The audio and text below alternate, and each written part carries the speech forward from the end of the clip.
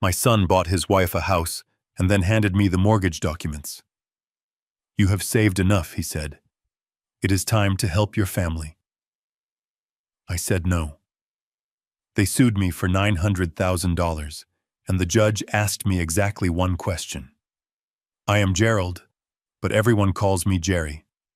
I am 73 years old, and I spent 40 years as an industrial electrician crawling through crawl spaces and wiring factories while my son Brandon sat playing video games. I thought I had seen everything until the day I received a subpoena from my own flesh and blood. Before I continue this story, please let me know where you are watching from in the comments below. Hit like and subscribe if you have ever had to stand up to family members who thought your retirement fund was their personal piggy bank. It started on a humid Saturday afternoon in late July. I was driving my 2005 Ford F-150 down a street that smelled like money. The kind of money that is usually borrowed, not earned. This was a gated community in the suburbs of Chicago, where the lawns were manicured with scissors and the driveways were filled with cars that cost more than my first house. I checked the address again. It seemed impossible. 6 months ago, my son Brandon was asking me for gas money because he had been let go from his sales job for what he called restructuring, but what I knew was chronic lateness. Now he was inviting me to a housewarming party at a 5-bedroom mansion. I pulled my truck up to the curb. It is a good truck. It has rust on the wheel wells and a dent in the tailgate from a job site back in '98, but the engine runs like a clock. I parked it right behind a brand new silver Mercedes SUV that still had the temporary dealer plates on it. I had barely turned off the ignition when the front door swung open. It was Vanessa, my daughter-in-law.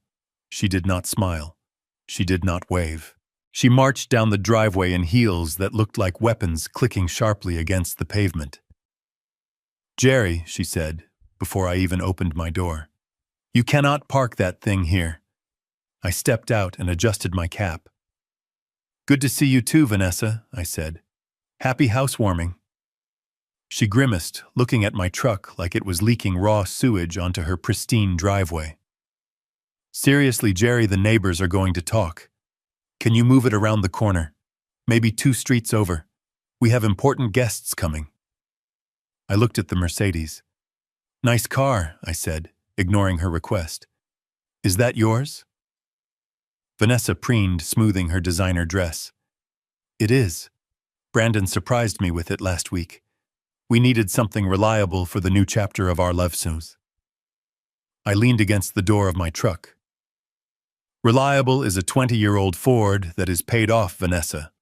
Reliable is having money in the bank, not on your driveway. Speaking of which, how did you afford all of this?"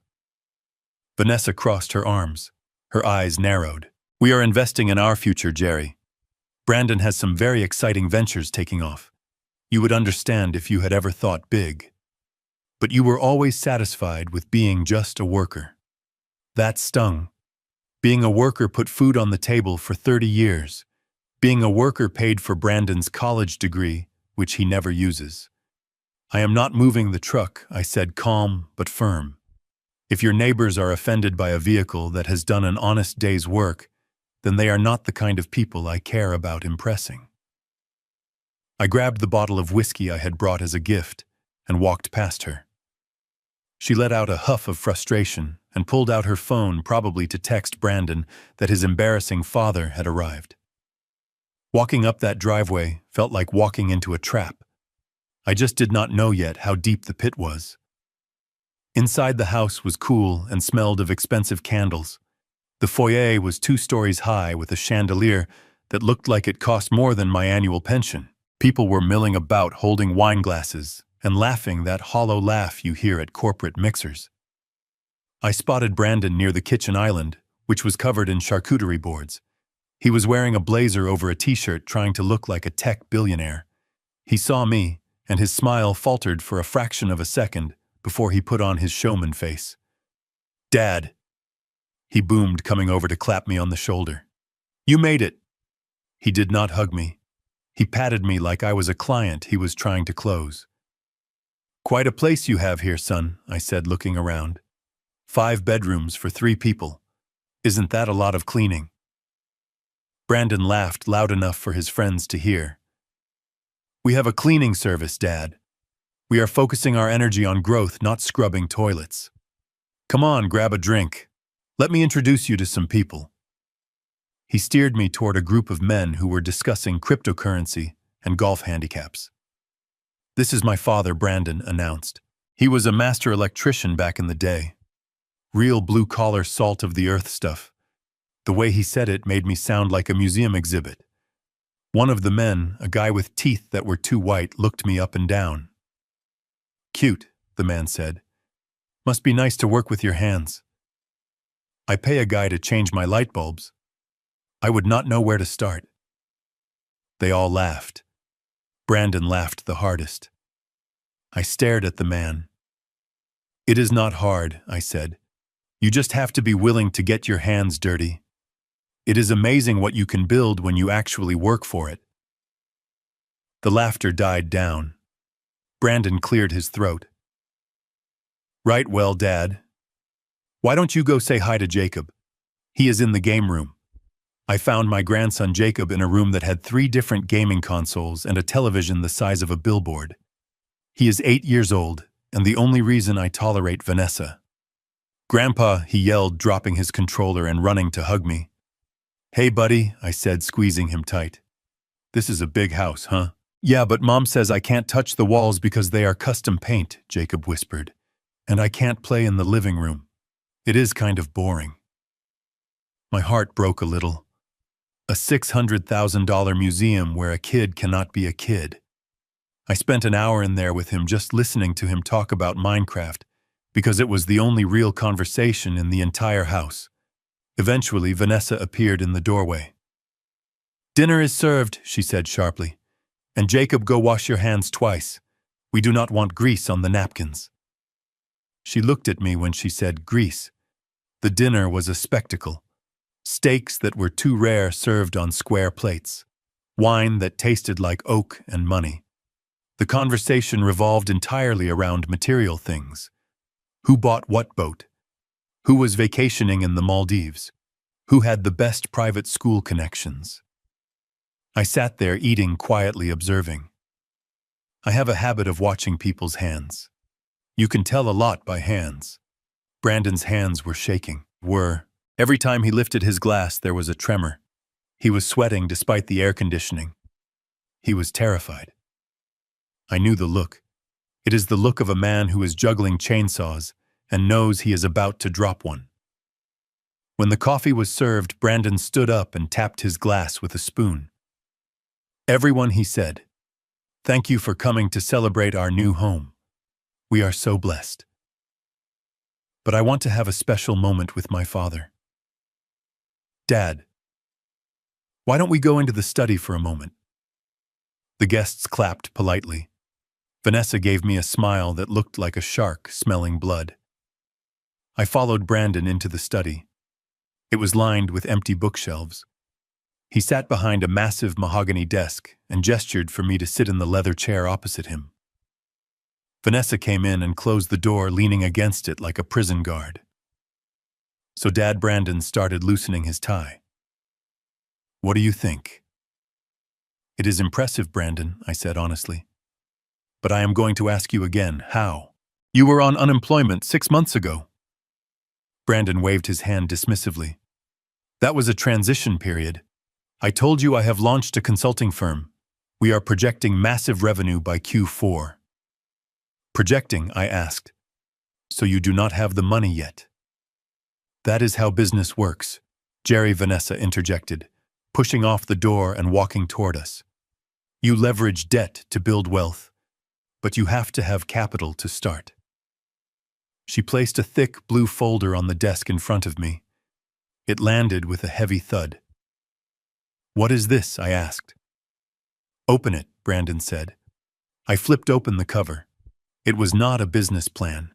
It was not a photo album. It was a mortgage application. I scanned the pages. The purchase price was $800,000. The loan amount was $600,000. The interest rate was adjustable and terrifyingly high. But what caught my eye was the section labeled co-borrower. Typed neatly in that box was my name. Gerald Fitzpatrick. I looked up. Brandon was watching me, his face pale but his jaw set in stubborn defiance.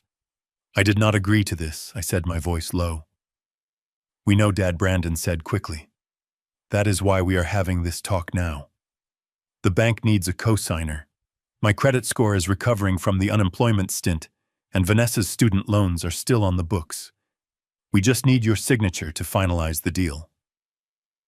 I looked back at the document. It wasn't just a signature. They wanted a down payment.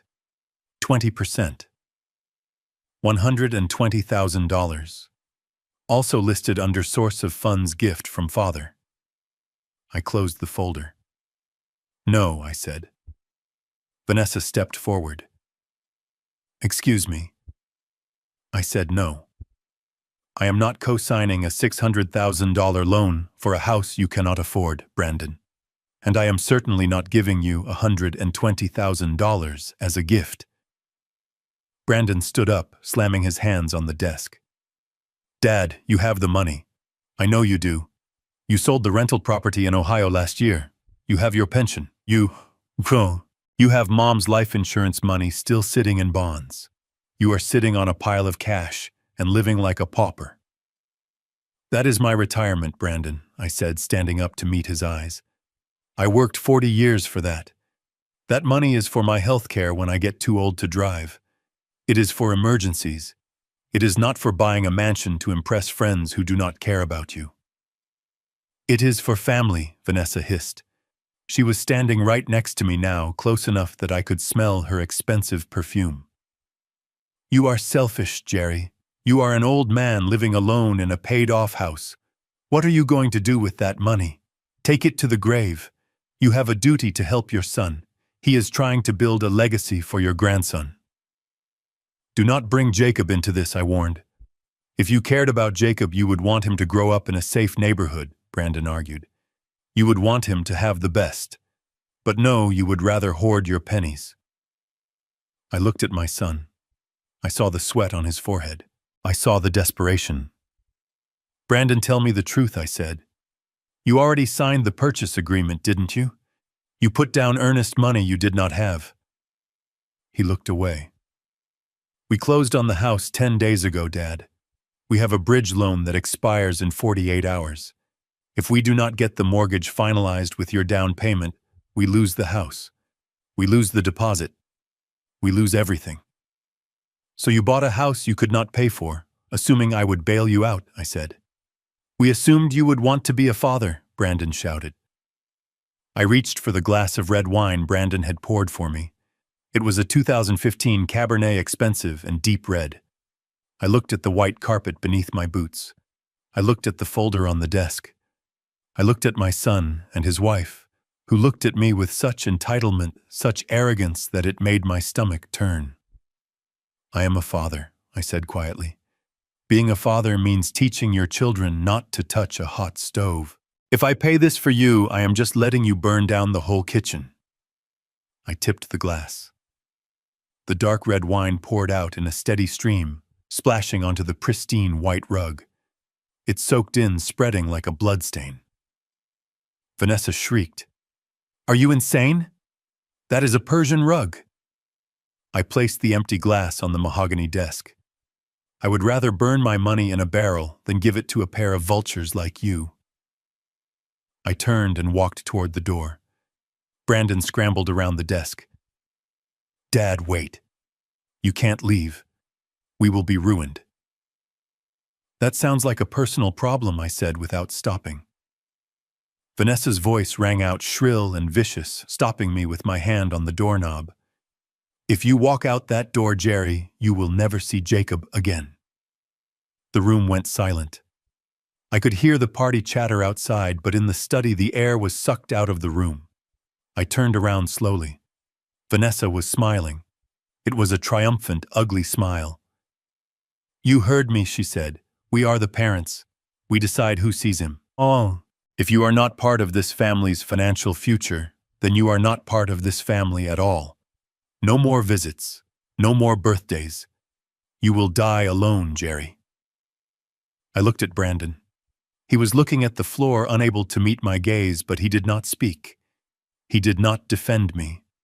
He let her use his son as a bargaining chip. That was the moment the last thread of sympathy snapped. I looked at Vanessa, and I spoke with the calm of a man who has wired high-voltage circuits and knows exactly which wire cuts the power. You think you are holding the ace card, I said, but you have no idea who you are playing against. I opened the door. Do not expect me at Thanksgiving. I walked out through the party, past the shocked faces of the guests who had heard the shouting, past the charcuterie boards, and out the front door. I got into my rusted Ford F-150 and started the engine. As I drove away, I saw Brandon watching from the window. He looked terrified. He should be, because he thought the conversation was over. But I knew the war had just begun. I drove home in silence, my hands gripping the steering wheel until my knuckles turned white. The threat about Jacob echoed in my head. They thought they could break me with that. They thought I would come crawling back, checkbook in hand, begging to be on my way back into my grandson's life. They underestimated me. I did not go home to sleep. I went home to prepare. I went straight to my home office, a small room off the kitchen that was piled high with manuals and schematics. I unlocked the filing cabinet in the corner. I pulled out my own financial records. Brandon was right about one thing. I had money. I had been investing in land since the 80s, buying up cheap lots outside the city when everyone else was buying fancy cars. I sold them to developers 10 years ago for a profit that would make Vanessa's head spin. But I also pulled out something else. A credit monitoring report I had received 3 days ago. I had ignored it, thinking it was a glitch. It showed a drop in my credit score. A steep drop. I sat down at my computer and logged into the monitoring service. There were 3 new credit cards opened in my name in the last month. One from Amex, one from Chase, one from Citibank. The total balance on them was already $50,000. The billing address for the cards. The mansion I had just left. My hands stopped shaking. A cold clarity washed over me. They hadn't just asked for the mortgage. They had already started stealing. Brandon had used my Social Security number. He knew it because he helped me set up my Medicare last year. They were furnishing their new house with my identity. I picked up the phone. I did not call Brandon. I did not call Vanessa. I called the fraud department of American Express. I am Jerry Fitzpatrick, I told the operator. I want to report a case of identity theft. Who is the suspect? The operator asked. I looked at the photo on my desk. It was a picture of me and Brandon fishing when he was 10 years old. He looked so happy holding a small bass. I turned the photo face down. The suspect is my son, I said. I spent the next 3 hours freezing every account, reporting every card, and locking down my credit. By the time I was done, it was 2 a.m. I poured myself a glass of cheap whiskey, the kind I actually like. I sat in my armchair in the dark. I knew what was coming. When those cards got declined, when the bridge loan expired, when the reality hit them, they would come for me. They would come with anger, and they would come with lawyers, and I would be ready. The next morning, Sunday broke gray and rainy. My phone started ringing at 7 a.m. It was Brandon. I let it go to voicemail. It rang again immediately, and again. Then a text message popped up. Dad, what did you do? The card was declined at the movers. Call me now. I took a sip of coffee and deleted the message. I got dressed in my Sunday best. Not a suit, but a clean button-down and my good slacks. I drove to the police station. The officer at the desk was a guy I knew, Mike. I had wired his garage a few years back. Jerry, what brings you in on a Sunday? Mike asked. I need to file a report, Mike, I said. Harassment. And I need to put a statement on record regarding financial fraud. Mike's face went serious. Who is the problem, Jerry? I took a deep breath. My son and his wife. Leaving the station with a copy of the police report in my hand, I felt a strange mixture of grief and resolve. I had just criminalized my own family, but they had fired the first shot. I drove to the hardware store not to buy anything, just to walk the aisles. It calms me, the smell of sawdust and oil. My phone buzzed again. It was a voicemail. I held it up to my ear. It was Vanessa. She was screaming. "You senile old bastard," she yelled. "You froze the accounts. Do you know what you have done? We have contractors here demanding payment. You are going to fix this, Jerry. You are going to unfreeze those cards, and you are going to sign that mortgage, or so help me God, I will make sure you end up in a state-run nursing home rotting in your own filth. We are going to sue you for everything you have. You think you can cut us off, achi us."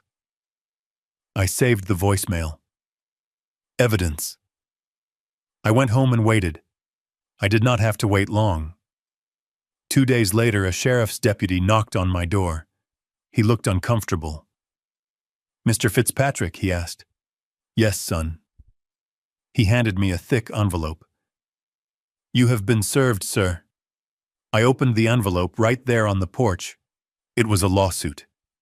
Plaintiffs Brandon and Vanessa Fitzpatrick. Defendant Gerald Fitzpatrick. They were suing me for $900,000. The charges listed were insane. Breach of oral contract. Intentional infliction of emotional distress. Promissory estoppel. They were claiming I had promised to buy them the house, that they had relied on my promise to their detriment, that my sudden refusal had caused Vanessa severe psychological trauma. I looked up at the deputy. "Rough day?" he asked. I looked at the lawsuit. I looked at the trees in my front yard, the trees I had planted with my late wife 30 years ago. I smiled. "Not yet, deputy," I said, "but it is about to get a whole lot rougher for someone else." I took the papers inside and called the one person I knew Brandon was terrified of. Ms. Kincaid. She was the lawyer who handled my estate planning. She was 60 years old, wore sharp suits, and had a reputation for eating con artists for breakfast. "I need an appointment," I told her receptionist. "What is the nature of the inquiry war?" I said. "Civil war." I hung up the phone and sat at my kitchen table. I looked at the empty chair where my wife used to sit. "I am sorry, honey," I whispered. I tried to raise him right. But sometimes you have to prune the tree to save the roots. And I was about to cut off a very large branch. The next few months were going to be ugly. But I had a secret weapon. Brandon and Vanessa thought they were suing a helpless old man. They didn't know about the one piece of paper I had found in my files from 10 years ago. A piece of paper that proved everything they were claiming in that lawsuit was not just a lie, but a felony. I poured another coffee. Let them come. I was ready to burn it all down. The silence in my house was absolute. It was not the peaceful silence of a Sunday morning, but the heavy, suffocating silence of a tomb. For 3 days I called Brandon. The call went straight to voicemail. I called Vanessa. It did not even ring. It just disconnected. I was blocked, erased. It was as if I had never existed in their digital world. I sat at my kitchen table staring at the small box in my hands. It was wrapped in simple brown paper and tied with a piece of twine. Inside was a compass. Not a plastic toy from a cereal box, but a genuine brass compass from World War II. My father had given it to me when I turned 8, and I had polished it until it shone like gold. I had been saving it for Jacob's 8th birthday, which was today. I knew I was not welcome at the mansion. I knew I was not going to be invited to the party with the clowns and the catered food. But I thought surely I could drop off a gift. Surely a father has the right to give his grandson a piece of family history. I was wrong. I got into my truck and drove to Jacob's private school. It was a sprawling brick complex with iron gates and security cameras that swiveled to follow you as you approached. I had wired the gymnasium there 15 years ago. I knew every conduit in the building. I parked in the visitor lot and walked toward the main office. The air was crisp, and I adjusted my collar, trying to look presentable, trying to look like a grandfather and not the pariah my family had made me. I reached for the door handle, but it did not open. A buzzer sounded, and a voice crackled over the intercom. "State your business." "I am Gerald Fitzpatrick," I said, leaning toward the speaker. "I am here to drop off a package for my grandson, Jacob Fitzpatrick. It is his birthday." There was a long pause, the kind of pause that makes the hair on the back of your neck stand up. "Wait there," the voice said. I waited. 5 minutes passed, then 10. Parents walked past me, eyeing the old man standing alone by the door, clutching a small brown box. I felt their judgment like a physical weight. Finally, the heavy metal door clicked open. A man stepped out. He was not the receptionist. He was built like a linebacker, wearing a security uniform that was too tight across the chest. His name tag read Miller. "Mr. Fitzpatrick," he said. His voice was flat professional and completely devoid of warmth. "Yes," I said, stepping forward. "I just need to leave this for Jacob." He held up a hand, stopping me in my tracks. "You need to leave the property, sir." I blinked, confused. "I beg your pardon. I am not trying to see him. I know the rules. I just want to leave the gift at the front desk." Miller took a step closer, invading my personal space. He looked down at me, and I saw the glint of a taser on his belt. "You are not hearing me, sir. You are banned from the premises." "Banned," I repeated the word, tasting like ash in my mouth. "On what grounds? I have never caused a disturbance here in my life." Miller pulled a clipboard from under his arm. He flipped a page and tapped it with a thick finger. "We received a notification yesterday from the custodial parents, Brandon and Vanessa Fitzpatrick. They have flagged you as a security risk. The report states that you have a history of volatile behavior and have made threats against the family. You are listed as an imminent danger to the student." The world seemed to tilt on its axis. Volatile. Threats. Imminent danger. They had not just blocked my number, they had assassinated my character. "Son," I said, my voice trembling with a mixture of rage and sorrow. "That is a lie. I am a 73-year-old electrician. I have never hurt a fly." Miller did not blink. "I do not know you, sir. I just know what is on this paper.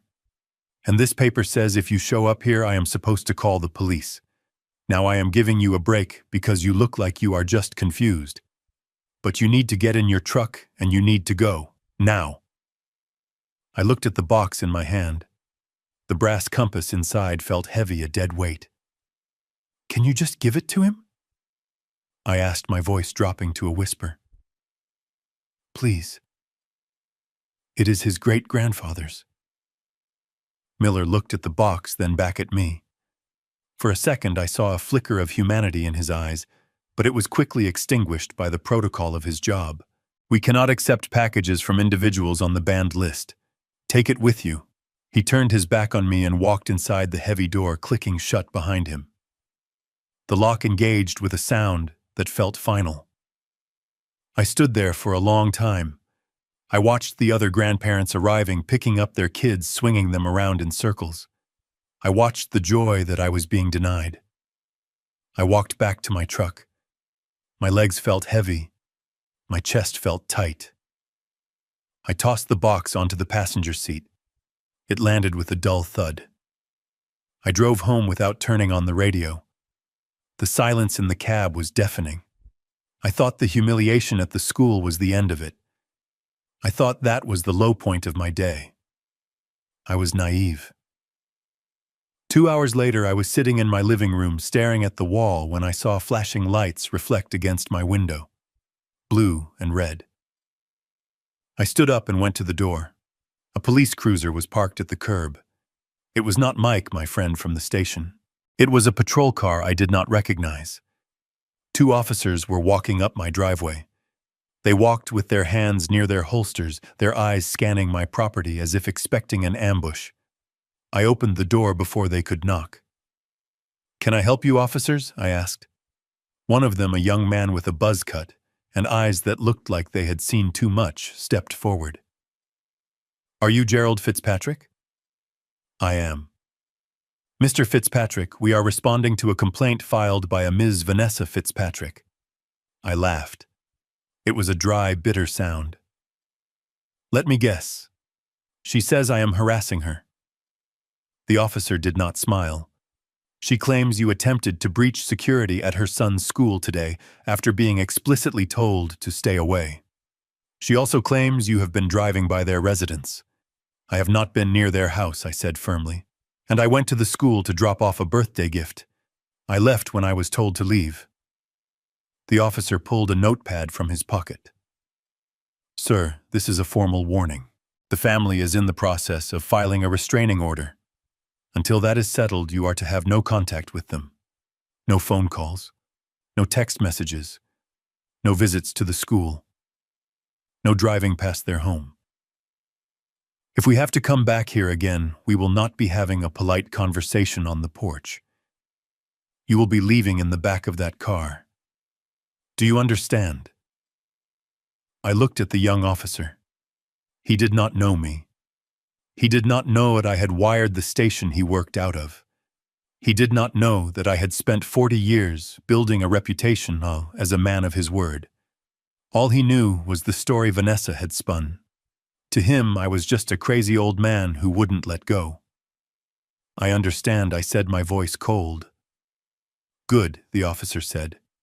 "Stay home, Mr. Fitzpatrick. Watch some TV. Leave them alone." They turned and walked back to their cruiser. I watched them go. I watched them drive away, leaving me alone in my house with the curtains drawn. I sat back down in my armchair. The adrenaline was fading, leaving behind a cold clarity. This was not a temper tantrum. This was not a family spat that would blow over by Thanksgiving. This was a siege. Vanessa and Brandon were not just mad. They were methodical. They were building a paper trail. The report at the school, the call to the police, the accusations of violence. They were creating a history, a documented timeline of instability. Why would they do that? Why go to such lengths just to cut me off? And then it hit me. They did not just want me out of their lives. They wanted leverage. If they could prove I was unstable, if they could was a danger to myself or others, they could do more than just get a restraining order. They could make a play for guardianship. They could try to take control of my assets legally by claiming I was unfit. The realization made my blood run cold. They were playing the long game. They were setting the stage to declare me incompetent. I looked at the phone on the table. It was silent. They had blocked me, but they were watching me. They were waiting for me to explode. They were waiting for me to drive over there and scream and pound on the door so they could call the cops and say, "See, we told you he is crazy." I picked up the compass from the table. I ran my thumb over the cool brass. "It points north," I whispered to the empty room. "It always finds the true path." I was not going to give them what they wanted. I was not going to give them anger. I was not going to give them an outburst. I was going to give them nothing. I stood up and walked to my desk. I pulled out a fresh notebook. I wrote down the date. I wrote down the time. I wrote down the name of the security guard, Miller. I wrote down the badge numbers of the police officers. I documented everything. If they wanted a paper trail, I would give them a library. I poured myself a glass of water. My hand was steady now. The shock had worn off. The grief was still there, a heavy stone in my gut, but it was being pushed down by something stronger. Resolve. They thought they were dealing with a lonely old man who would crumble under the pressure. They thought isolation would break me. But I spent 20 years working in high-voltage cages where one wrong move meant death. I know how to focus when the air is humming with danger. I looked out the window at the darkening street. "You want to play games, Brandon," I said softly. "You want to use the law against your own father. Fine. But you forgot one thing, son. I taught you how to fish. I taught you how to throw a ball. But I never taught you how to fight a war. And you are about to learn that lesson the hard way." I closed the notebook. Tomorrow I would not go to the school. I would not go to their house. Tomorrow I would go to the bank. And then I would go to a lawyer. Because if they wanted to paint me as a villain, I might as well start acting like a formidable one. The phone rang suddenly, breaking the silence. I looked at the caller ID. It was Brandon. I stared at the screen. Why was he calling now after sending the police to my door? I let it ring. Once, twice, 3 times. Then I picked it up, but I did not say a word. I just listened. Dad Brandon's voice was slurred. He sounded drunk. "Dad, are you there? Look, you pushed us to this. You made us do this. The cops said they warned you. Just unfreeze the cards, Dad. Unfreeze them and sign the papers, and this all goes away. We can be a family again. Vanessa is willing to forgive you if you just do the right thing. Don't make us ruin you." I listened to his breathing. I listened to the threat wrapped in a whine. I did not speak. I simply pressed the red button and ended the call. He had just confirmed everything. They were hurting. The frozen cards were biting. And they were desperate. I smiled for the first time in 3 days. It wasn't a happy smile. It was the smile of a man who just realized his opponent has a glass jaw. I turned off the lights and went to bed. I slept like a baby, because now I knew exactly what I had to do. Monday morning arrived with the subtlety of a sledgehammer. I was sitting at the kitchen table nursing a cup of black coffee that had gone cold. The house was too quiet. The kind of quiet that usually precedes a tornado siren. My phone was sitting on the placemat face up. I had been staring at it, waiting for the fallout from the frozen accounts, but what came through was something entirely different. A notification from my credit monitoring service popped up. I usually ignore these things. They are usually just telling me my score went up a point, or that my data was found on the dark web like everyone else's. But this one was red. A red triangle with an exclamation point.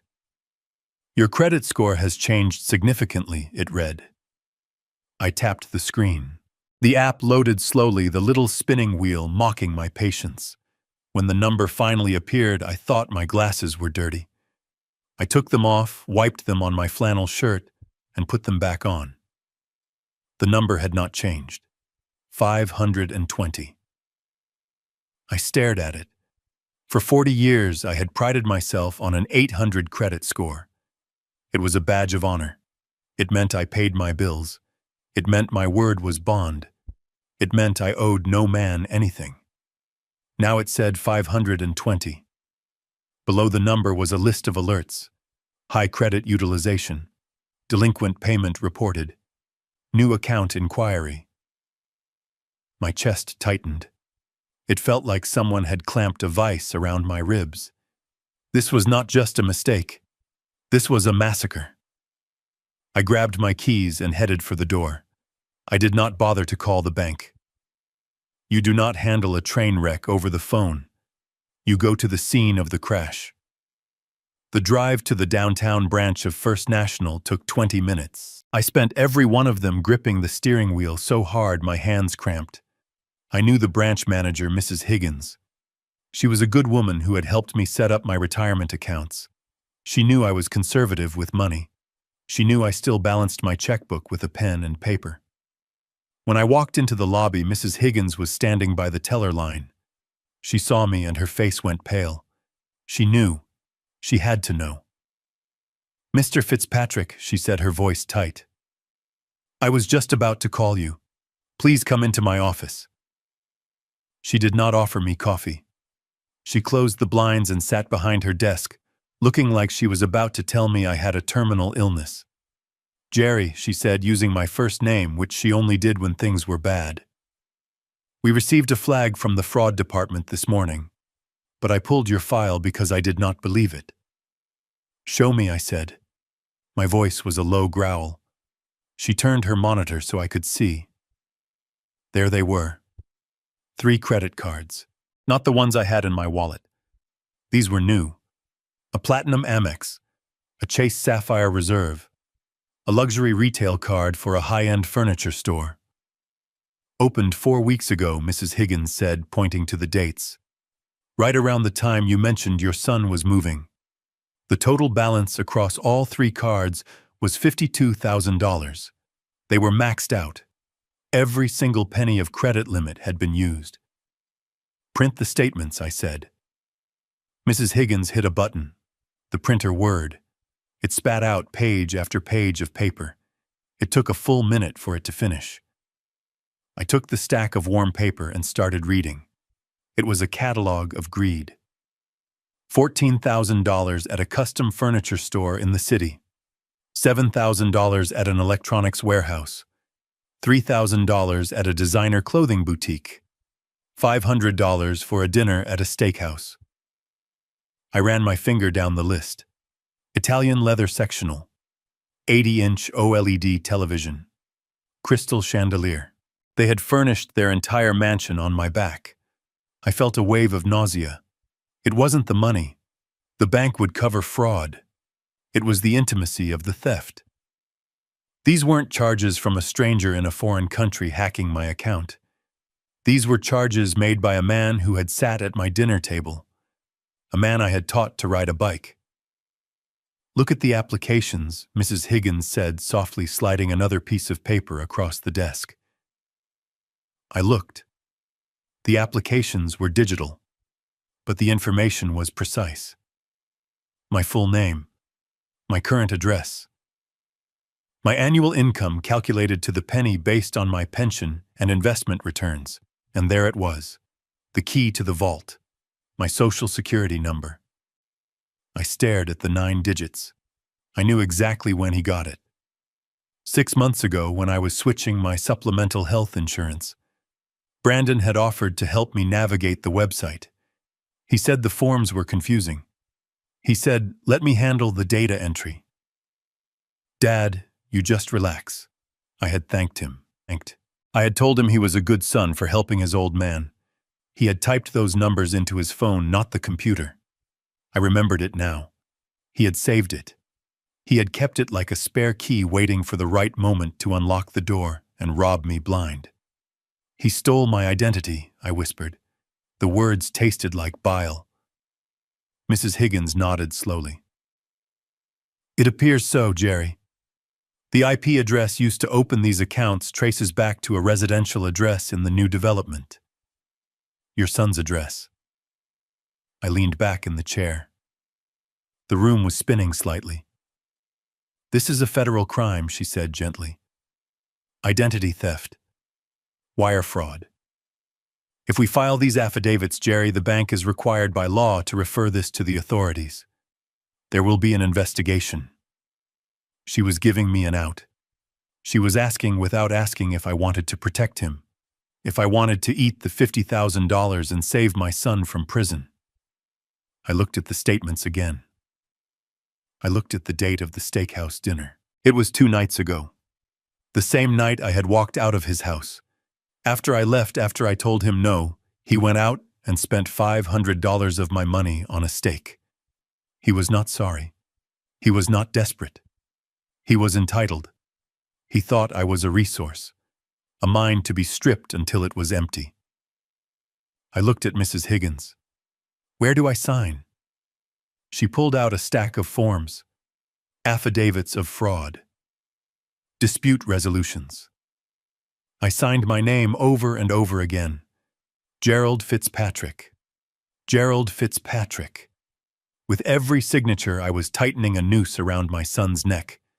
But he was the one who had kicked the chair out from under himself. When I finished, Mrs. Higgins gathered the papers. We will scrub these from your credit report, Jerry, she said. It will take about 30 days for your score to bounce back. The investigation will start immediately. Thank you, I said, standing up. Jerry, she hesitated. Once this starts, it is like a train. You cannot stop it. The police will be involved. The credit bureaus. The Secret Service sometimes gets involved with wire fraud this size. Are you sure you are ready for this? I put my hat back on. He stole my name, Mrs. Higgins. He stole 50 years of my good name to buy a leather sofa. I am not the one who needs to be ready. I walked out of the bank into the bright morning sun. The world looked different than it had an hour ago. The colors were sharper. The noise of the traffic was louder. I got into my truck and sat there for a moment. My phone buzzed. It was a notification from my email. Credit alert, new inquiry blocked. They were trying again. Even now, at 10 in the morning on a Monday, they were trying to open another card, probably to pay the movers or the caterers. But I had locked the gate. I started the engine. I did not go home. I had one more stop to make. If I was going to war, I needed a general. I drove to the law offices of Kincaid and Associates. It was a brick building near the courthouse. Ms. Kincaid had handled my will 10 years ago when my wife passed. She was a woman who did not believe in small talk. I did not have an appointment, but the receptionist saw the look on my face and buzzed me straight back. Ms. Kincaid was sitting behind a glass desk that looked like a sheet of ice. She was wearing a gray suit, and her reading glasses were perched on the end of her nose. "Jerry," she said, "you look like you just found a body." I sat down and tossed the folder Mrs. Higgins had given me onto her desk. The credit statements slid out, fanning across the glass. "I did not find a body," I said. "I found a rat." She picked up the papers, scanning them with eyes that missed nothing. She saw the amounts. She saw the dates. She saw the fraudulent applications. "Your son," she stated. It was not a question. "My son and his wife," I corrected. She took off her glasses. "They sued you yet?" "Not yet," I said. "But they threatened to. And the police served me with a harassment warning yesterday because I tried to give my grandson a birthday present." Miss Kincaid let out a short, sharp laugh. It was a terrifying sound. "They are aggressive," she said. "Stupid, but aggressive. They are trying to shock and awe you into compliance. They think you are a soft target." She opened a drawer and pulled out a fresh legal pad. "So what is the objective, Jerry? Do you want a settlement? Do you want them to just go away? Or do you want to teach them a lesson?" I looked at the framed degrees on her wall. I looked at the city skyline out her window. I thought about Jacob trapped in that house with parents who saw people as ATMs. "I don't want a settlement," I said. "I want them to understand that they picked the wrong old man to push around." Ms. Kincaid smiled. It was the smile of a shark that just saw a swimmer fall off a boat. "Good," she said. "Because if they filed a harassment claim against you, they opened the door. We are going to countersue, but we are going to wait. Wait for what I asked. We wait for them to make the first move in civil court," she said. "Let them sue you for the house money. Let them put it on public record. Let them swear under oath that you promised them this money. Because once they do that, combined with this identity theft, we have them on perjury, and fraud, and elder abuse." She tapped her pen on the desk. "We are going to let them build their own trap, Jerry. And then we are going to let them walk right into it." I left her office feeling lighter. The anger was still there, burning in my gut like a coal fire, but the fear was gone. They had numbers, they had threats, but I had the truth, and I had the receipts.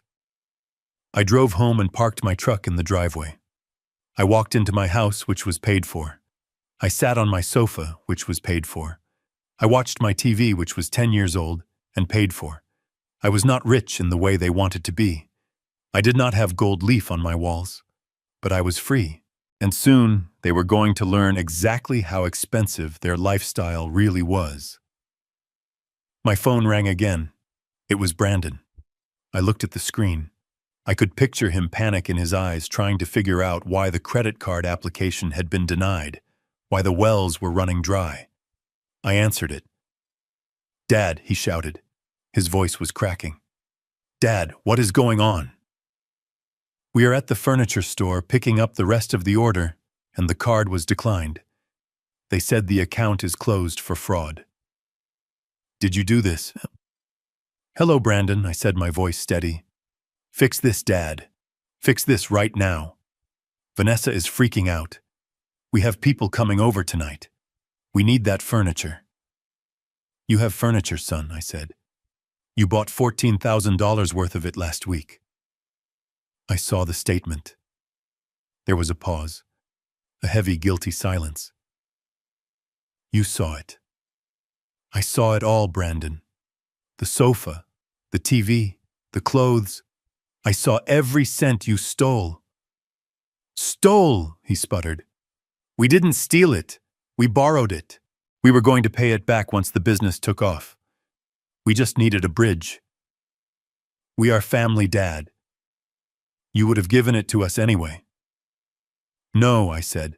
"I wouldn't have. And that is the point, isn't it? You knew I would say no, so you took it. It is just a credit card, Dad. Do not be dramatic. We will pay the minimums. Just call the bank and tell them it was a mistake. Tell them you authorized it. If you don't, we are going to have legal problems." "You already have legal problems, Brandon," I said. "What does that mean?"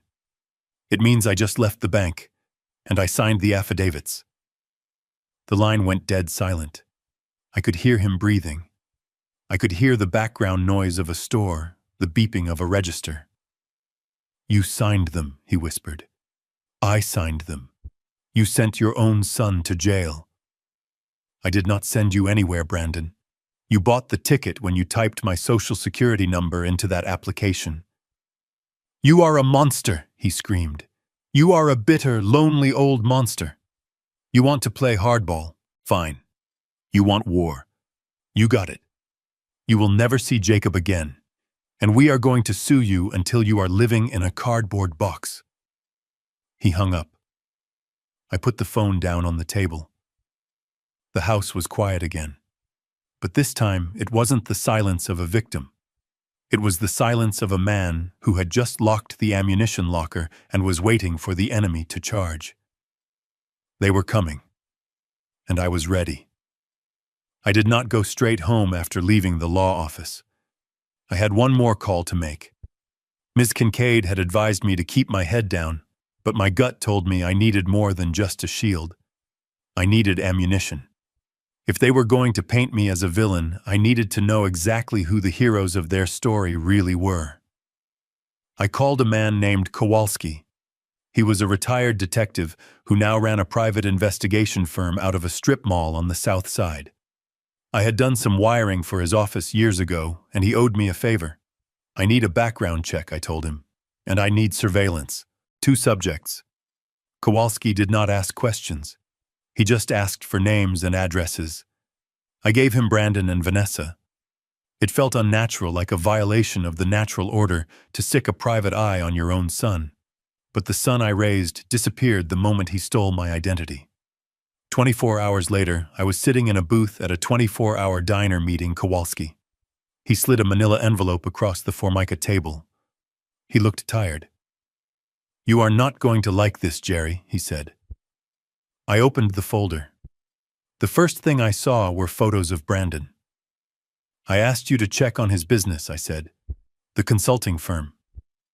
Kowalski took a sip of his coffee. "There is no firm, Jerry. The LLC was dissolved 6 months ago for failure to pay state franchise taxes. He has no clients. He has no office."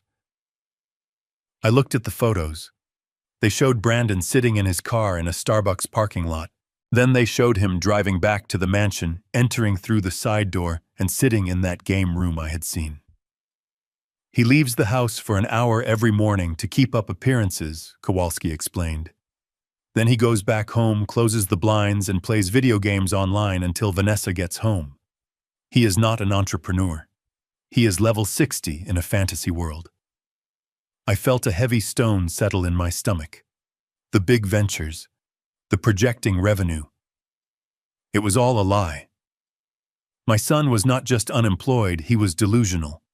He was playing house in a mansion he couldn't afford, pretending to be a titan of industry while his father's credit score burned to keep the lights on. And the wife, I asked, turning the page. Kowalski shook his head.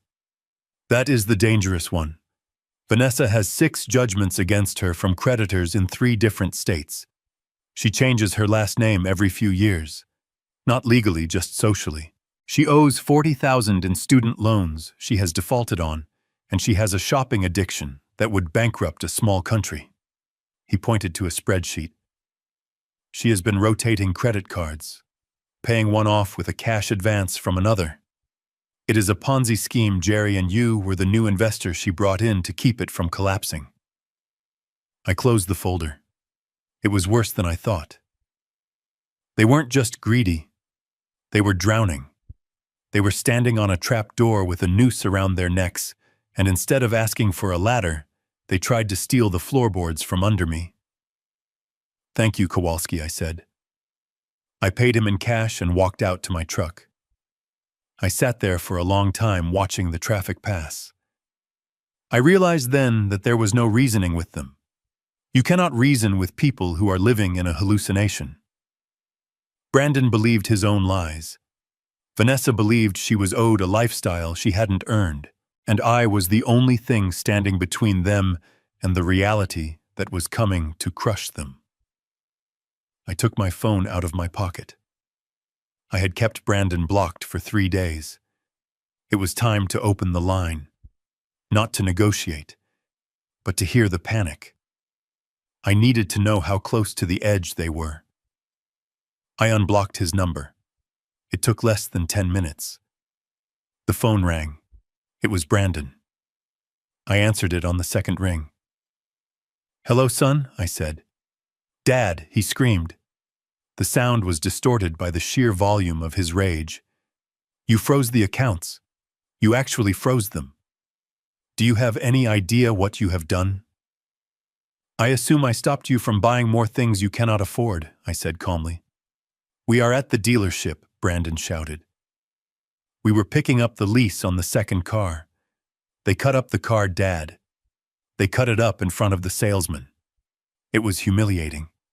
Vanessa is in the bathroom crying. Good, I said. Maybe she will learn that tears do not pay the bills. You are a sad, bitter old man, Brandon spat.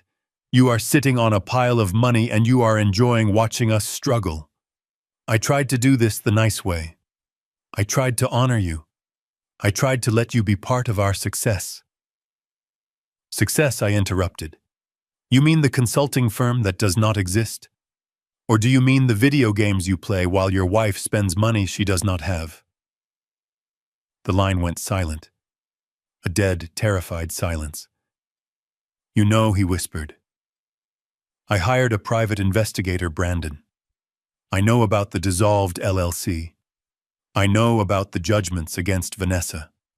I know you are unemployed. I know everything.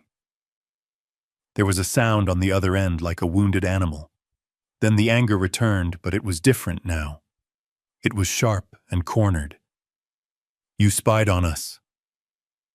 I protected myself, I corrected. There is a difference. You forced me to do this, Brandon hissed. His voice dropped low, venomous. I did not want to hurt you, Dad. I really didn't. But you backed me into a corner. You humiliated my wife. You stalked us. And now you have cut off our lifeline. I did not force you to steal my identity, Brandon. We are done talking, he said. You think you are smart because you have a few dollars in the bank, but you do not know how the world works anymore. You are obsolete. I waited. I let him vent. I let him dig the hole deeper. We spoke to a lawyer this morning, Dad. A real shark. We are not just going to sue you for the house. We are going to sue you for emotional distress. We are going to sue you for harassment for hiring that PI. We are going to take everything. The house, the pension, the truck. You are going to die with nothing." "Is that a threat, son?" I asked. "It is a promise," he said. "You wanted a war. You got one. See you in court, old man." The line clicked dead. I lowered the phone. My hand was shaking slightly, not from fear, but from adrenaline. He had said it. He had said the magic words. "See you in court." He thought he was threatening me. He thought he was intimidating me. But he had just walked right into the trap Ms. Kincaid had set. By suing me, he would have to go on record. He would have to swear under oath. He would have to present his finances to a judge. He was going to drag his lies into the light of a courtroom, and he was too arrogant to see that he was bringing the gasoline to his own funeral pyre. I started the truck. I had a meeting with Ms. Kincaid in the morning. I had to tell her to clear her schedule. The lawsuit was coming, and I was going to be ready to welcome it with open arms. The knock on my door came at 3 p.m. on a Tuesday. It was not the rhythmic tap of a neighbor looking to borrow a tool. It was the heavy, authoritative thud of law enforcement. I set down my soldering iron and wiped my hands on a rag. I walked to the front door of the house I had paid off 20 years ago and looked through the peephole. A Cook County Sheriff's deputy was standing on my porch. He was adjusting his belt, looking at a clipboard. Behind him, parked at the curb, was a marked cruiser. I opened the door. The heat of the afternoon hit me first, followed by the deputy's unsmiling gaze. He looked to be about my son's age, maybe a few years younger, but he carried himself with the weight of a man who actually worked for a living. "Gerald Fitzpatrick?" he asked. "I am." He extended a hand, not to shake mine, but to thrust a thick manila envelope toward my chest. "You have been served, sir," he said. I took the envelope. It was heavy, heavier than a wedding invitation, heavier than a tax bill. It felt like a brick. "Have a nice day," the deputy said, turning on his heel and walking back to his car. He did not look back. He knew what was in the envelope. He served papers like this every day to deadbeat dads and bankrupt business owners. He probably thought I was just another old man who had stopped paying his bills. I closed the door and locked it. I carried the envelope to the kitchen table and sat down. I put on my reading glasses. I took a pocket knife and slit the top of the envelope open. I pulled out a stack of papers that was nearly an inch thick. The paper was crisp and white, legally bonded. The first page was a summons. Superior Court of Cook County. Plaintiffs Brandon Fitzpatrick and Vanessa Fitzpatrick. Defendant Gerald Fitzpatrick. I stared at the names. My son, my daughter-in-law, suing me. It was one thing to hear the threat over the phone screamed in a drunken rage. It was another thing entirely to see it printed in black ink on court documents. It made it real. It made it cold. I turned the page to the complaint. It was 40 pages long. 40 pages of lies, fabricated realities, and twisted memories designed to strip me of everything I had worked for since I was 18 years old. I began to read. Count 1, breach of oral contract. The lawsuit claimed that 5 years ago at a 4th of July barbecue, I had verbally promised Brandon that I would purchase a home for him and his future family upon his marriage. It stated that this promise was made in the presence of witnesses, although it did not name them. It claimed that Brandon and Vanessa had relied on this promise to their detriment, making life decisions and career choices based on the expectation of this future asset. I remembered that barbecue. I remembered handing Brandon a beer and telling him that if he worked hard and saved his money, I would help him with the closing costs one day. Closing costs, maybe $5,000. Not a $600,000 mansion. But in their version of reality, my encouragement had become a binding legal contract. They were twisting a father's hope into a debtor's obligation. I kept reading. It got worse.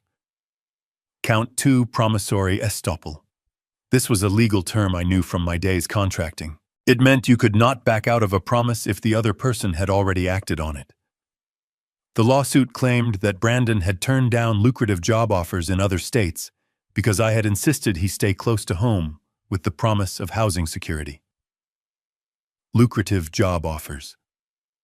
The boy had been fired from a telemarketing firm and a car dealership. The only thing he had turned down was hard work. But on paper, he sounded like a rising executive who had sacrificed his career for his aging father. Count 3 intentional infliction of emotional distress. This section was clearly written by Vanessa. It was a masterpiece of fiction. It claimed that my sudden and malicious withdrawal of financial support, coupled with my erratic and threatening behavior, had caused her severe psychological trauma. It listed symptoms: insomnia, anxiety, panic attacks, inability to perform marital duties. It claimed that my actions at the housewarming party, pouring the wine on the rug, were a calculated act of intimidation designed to humiliate and terrorize them. I read the paragraph describing the wine incident 3 times. The defendant, with malice aforethought, destroyed personal property and verbally assaulted the plaintiffs in front of their peers, causing irreparable reputational damage and social ostracization. They made me sound like a monster, a violent, unhinged tyrant who got off on destroying his children's happiness. Then I got to the end. The prayer for relief. This is the part where they tell the judge what they want. I looked at the numbers and I actually laughed. It was a short, dry bark of a laugh that echoed in the empty kitchen. They were demanding specific performance, which meant they wanted the court to force me to sign the mortgage and pay the down payment of $120,000. But that was just the start. They wanted $300,000 in compensatory damages for the alleged breach of contract and the financial losses they incurred by entering into a purchase agreement they could not fulfill without my funding. They wanted $150,000 for emotional distress, $75,000 for Vanessa, $75,000 for Brandon. They wanted $100,000 in punitive damages to punish me for my malicious conduct, and they wanted me to pay their legal fees, which they estimated would be another $50,000. I did the math in my head. $900,000. They were suing me for almost $1 million. They were not just trying to get the house. They were trying to wipe me out. They wanted my savings. They wanted my retirement accounts. They wanted the equity in my own home. They wanted to strip me down to the studs and leave me with nothing but the clothes on my back. I looked at the signature at the bottom of the complaint. Attorney at law, Jonathan Snyder. I knew the name. He was a billboard lawyer, the kind of guy who put his face on the side of buses with slogans like, "We fight for you." He was a shark, but he was a bottom feeder. He made his money by filing frivolous lawsuits and hoping the other side would settle just to make it go away. He was betting that I was a scared old man. He was betting that I would see these numbers, see these accusations, and panic. He thought I would call Brandon crying and begging to settle.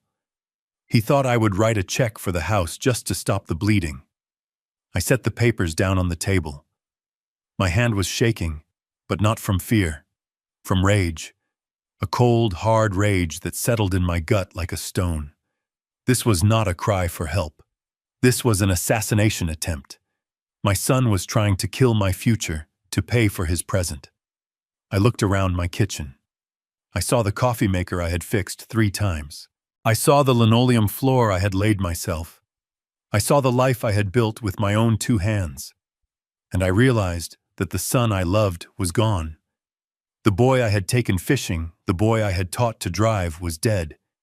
He had been replaced by this stranger, this parasite who would sign his name to a document accusing his father of psychological torture just to get a swimming pool. I picked up the phone. I did not call Brandon. There was nothing left to say to him. You do not negotiate with a terrorist who has a gun to your head. I dialed Ms. Kincaid's office. It is Jerry, I said when the receptionist answered. Hold, please. A moment later, Ms. Kincaid was on the line. Did you get it? She asked. I got it, I said. How bad is it? They want $900,000, I said. Breach of contract. Emotional distress. They hired Snyder. I heard a sharp intake of breath on the other end, then a low hum of satisfaction. Snyder, she said. He is sloppy. He likes big numbers because they scare people. But he does not do his homework. What do? I asked. You do nothing, she said. You do not call them. You do not email them. You bring that packet to my office tomorrow morning at 8 o'clock. We are going to draft a response. And Jerry, yes. Bring your checkbook. We are going to need to hire a forensic accountant. If they want to claim financial damages, we are going to audit every dime they have ever spent. We are going to turn their financial lives inside out. I understand, I said. And one more thing, she added. Her voice was softer now, less like a lawyer and more like a friend. I am sorry, Jerry. I know this hurts. It does, I admitted. But the part that hurts is dead now. Now it is just business. I hung up the phone. I looked at the 40 pages of lies sitting on my table.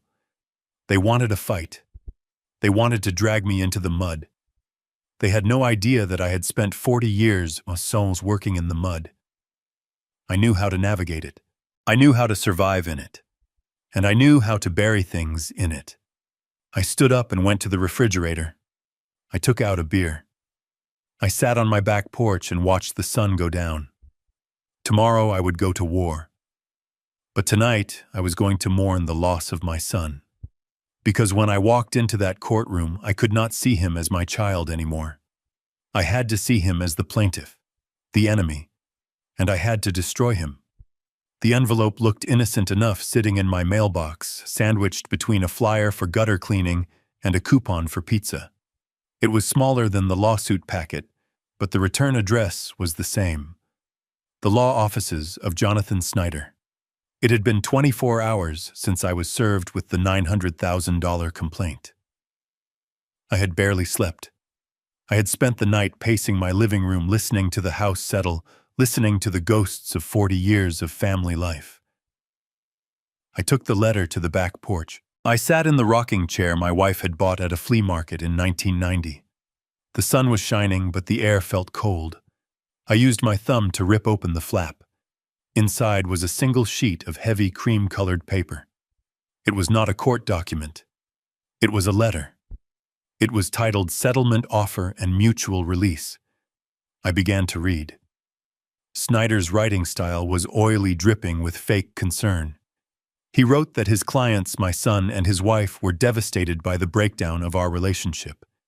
He wrote that they wanted to avoid the pain and public spectacle of a trial. He wrote that they were willing to be generous. Generous. That was the word he used. I skipped to the paragraph labeled Terms of Settlement. In exchange for the immediate dismissal of the lawsuit with prejudice and a full release of all claims against the defendant, the plaintiffs proposed the following. 1. Gerald Fitzpatrick shall execute a quitclaim deed transferring full ownership of the property located at 14 Oak Street to Brandon Fitzpatrick within 30 days. 2. Gerald Fitzpatrick shall vacate the premises immediately upon transfer, leaving the property in broom-clean condition. 3. Gerald Fitzpatrick shall assume responsibility for the outstanding credit card balances currently under dispute as a gesture of goodwill. I stopped reading. I had to put the paper down on my lap because my hands had started to tremble violently. They wanted my house. They did not just want the down payment for their mansion anymore. They realized that ship had sailed. They knew they could not afford the mortgage on the big house without me. So they had pivoted. They were coming for the safety net. My house is not a mansion. It is a 3-bedroom ranch built in the 70s, but it sits on a double lot. I have maintained it meticulously. New roof, new windows. Updated electrical because I did it myself. It is worth $400,000 in today's market. And more importantly, it is paid for. I do not owe a dime to anyone. They wanted me to give it to them. And in exchange, they would graciously stop suing me for money I never promised them. I looked at the next paragraph. We understand this transition may be difficult for Mr. Fitzpatrick. Therefore, Brandon and Vanessa are willing to assist in locating a suitable state-assisted living facility for the defendant, ensuring he receives the care he requires. State-assisted living facility. The words hung in the air like smoke. They did not just want my assets. They wanted me gone. They wanted to take the home I had built, the home where I raised my son, the home where my wife took her last breath, and they wanted to trade it for a cot in a hallway in some underfunded nursing home. They wanted to warehouse me. They wanted to stick me somewhere out of sight, where I could rot quietly, while they moved into my house, sold my furniture, and lived off the equity I had spent a lifetime building. This was not a negotiation. This was an eviction notice from my own life. The anger that had been burning in my gut for days suddenly went out. It was extinguished completely. In its place, something else took root. Something cold and hard and very, very quiet. It was the feeling you get when you are working on a live panel and you realize you are one slip away from electrocution. Fear vanishes. Emotion vanishes. All that is left is focus, survival. I looked at the letter again. I looked at the signature. I looked at the sheer audacity of it. For the last week, I had been grieving. I had been mourning the loss of the relationship with my son. I had been asking myself where I went wrong. I had been wondering if I was too hard on him, if I should have just written the check. But reading that sentence about the state-assisted living facility killed the grief. You cannot grieve for someone who is trying to kill you. And make no mistake, this was an attempt on my life. Taking a man's home, taking his independence, taking his dignity, that is a death sentence. They were banking on my fear. They thought I was a scared old man who would see the lawsuit, see the big numbers and panic. They thought I would sign over the deed just to make the nightmare stop. They thought I would be grateful for their help in finding a nursing home. They had forgotten who I was. I am not just a father. I am a master electrician. I solve problems for a living. And I solve them by finding the fault in the circuit and cutting it out. I folded the letter carefully. I put it back in the envelope. I stood up and walked into the kitchen. I made myself a sandwich. I ate it standing over the sink. I needed fuel. Then I walked into my office. I unlocked the safe. I pulled out the file I had prepared for Ms. Kincaid. The credit card statements, the affidavits of fraud, the police report. But I added one more thing to the stack. It was a folder I hadn't opened in 10 years. It was dusty. Inside were carbon copies of documents from when Brandon was 28 years old. Back then, he had tried to start a landscaping business. He needed a truck. His credit was bad even then. He asked me to co-sign. I had refused to co-sign. But I had loaned him the money, $20,000. We had signed a contract, a formal promissory note. He was supposed to pay me back in monthly installments. He paid twice. Then he stopped. I never pressed him for it. I let it slide because he was my son, and he was struggling. I wrote it off in my heart as a gift, but I never wrote it off on paper. And right underneath that promissory note was something even more important. It was a sworn statement Brandon had signed for a background check for a job he applied for 5 years ago. A job that required a security clearance. In that statement, he had to list all his debts and assets. He had listed the $20,000 he owed me. He had acknowledged the debt under penalty of perjury. And he had listed something else. He had listed a bank account in the Cayman Islands. An account he claimed held $50,000. I remembered asking him about it. He had laughed and said it was just a place to park some crypto earnings. I looked at the date. If he had $50,000 offshore 5 years ago, and he never paid me back, and he was now claiming poverty while buying a mansion, Ms. Kincaid was going to have a field day. I put the folder in my bag. I grabbed my keys. I did not call Brandon. I did not call Snyder. I drove straight to Ms. Kincaid's office. When I walked in, the receptionist looked up. "Mr. Fitzpatrick," she said, "you are early. Your appointment isn't until tomorrow." "I know," I said. My voice was steady, calm. "But the situation has changed." "How so?" she asked. "They sent a ransom note," I said, holding up the letter. "And I have decided not to pay the hostage takers." Ms. Kincaid came out of her office. She saw the look on my face. She saw the letter in my hand. "Come in, Jerry," she said. I walked into her office and sat down. "I am done being sad." "Ms. Kincaid," I said, "I am done being a father." She nodded slowly. "What do you want to do?" I slid the settlement offer across the desk. "I want to counteroffer," I said. She read the letter. Her eyebrows went up. Then they went down. Her face hardened. "They want your house," she said softly.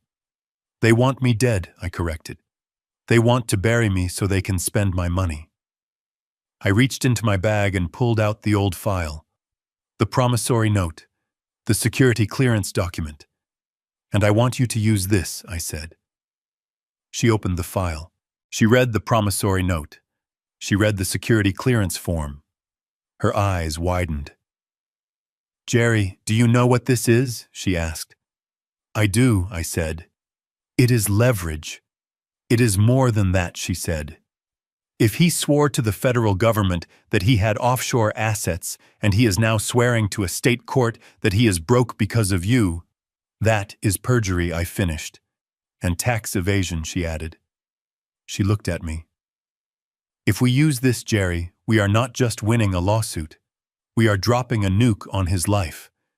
If the IRS sees this, if the federal prosecutors see this, he is looking at prison time. Real prison time. Not county jail, federal prison." I looked at the woman who was holding my son's fate in her hands. I thought about the nursing home. I thought about the fraud. I thought about Jacob being raised by people who would sell their own father for a swimming pool. "Do it," I said. Ms. Kincaid closed the folder. "Okay, Jerry, we are going to draft a response. We are going to decline their generous offer. And we are going to file a counterclaim for the $20,000 plus interest plus damages for the identity theft." And then I said, and then she smiled a cold, shark-like smile. "And then we are going to initiate the discovery phase. We are going to demand every bank record, every email, every text message they have sent in the last 5 years. We are going to audit their lives down to the penny." "Good," I said. I stood up. Ms. Kincaid stood up too. "You are a strong man, Jerry," she said. "Most people would have folded." I adjusted my cap. "I am not strong," I said. "I am just out of other options." I walked out of the office. The sun was setting. The city looked beautiful in the golden light. I was going home to my house. The house they wanted to take. And I was going to sleep in my own bed. Let them sue me. Let them come. I had the map to the minefield they were walking into, and I was about to watch them step on the first tripwire. 3 weeks later, I walked into what Ms. Kincaid called the war room. It was a windowless conference room in the center of her office suite that smelled of stale coffee and printer toner. The long oak table was buried under mountains of paper. Boxes were stacked against the walls labeled with case numbers and dates. This was the result of discovery. When you sue someone, you open your life to them. You have to provide every document, every email, every bank statement that is relevant to the case. Brandon and his billboard lawyer Snyder had demanded my financials thinking they would find a hoard of cash they could grab. But Ms. Kincaid had demanded theirs in return. She had subpoenaed everything. And because Snyder was lazy and Brandon was arrogant, they had sent it all over without filtering a thing. Miss Kincaid was sitting at the head of the table in her shirt sleeves, her suit jacket draped over a chair. She looked like a surgeon who had been operating for 12 hours straight. Her eyes were red but focused. "Grab a coffee, Jerry," she said without looking up. "We have a lot of garbage to sift through." I poured a cup of the black sludge from the pot in the corner and sat down. "It is worse than we thought," she said, sliding a stack of papers toward me. I put on my glasses. The top sheet was a bank statement for Brandon's primary checking account. I started reading. It was a diary of self-destruction. I saw withdrawals for online gambling sites. $2,000 here. $5,000 there. I saw payments to a crypto exchange that totaled $40,000 in 3 months.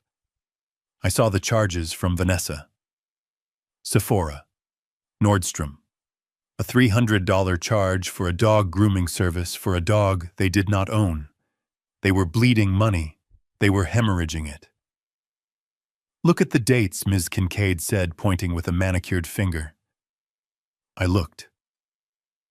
The gambling losses coincided almost perfectly with the dates he asked me for money. When he told me he needed help with his car payment because the transmission blew, he had actually lost $3,000 on a football game. When he told me Vanessa needed dental work, he had bought Ethereum at the peak of the market right before it crashed. "He has been lying to me for years," I whispered. "Not just about the house. About everything." "He is an addict, Jerry," she said. "He is addicted to the lifestyle.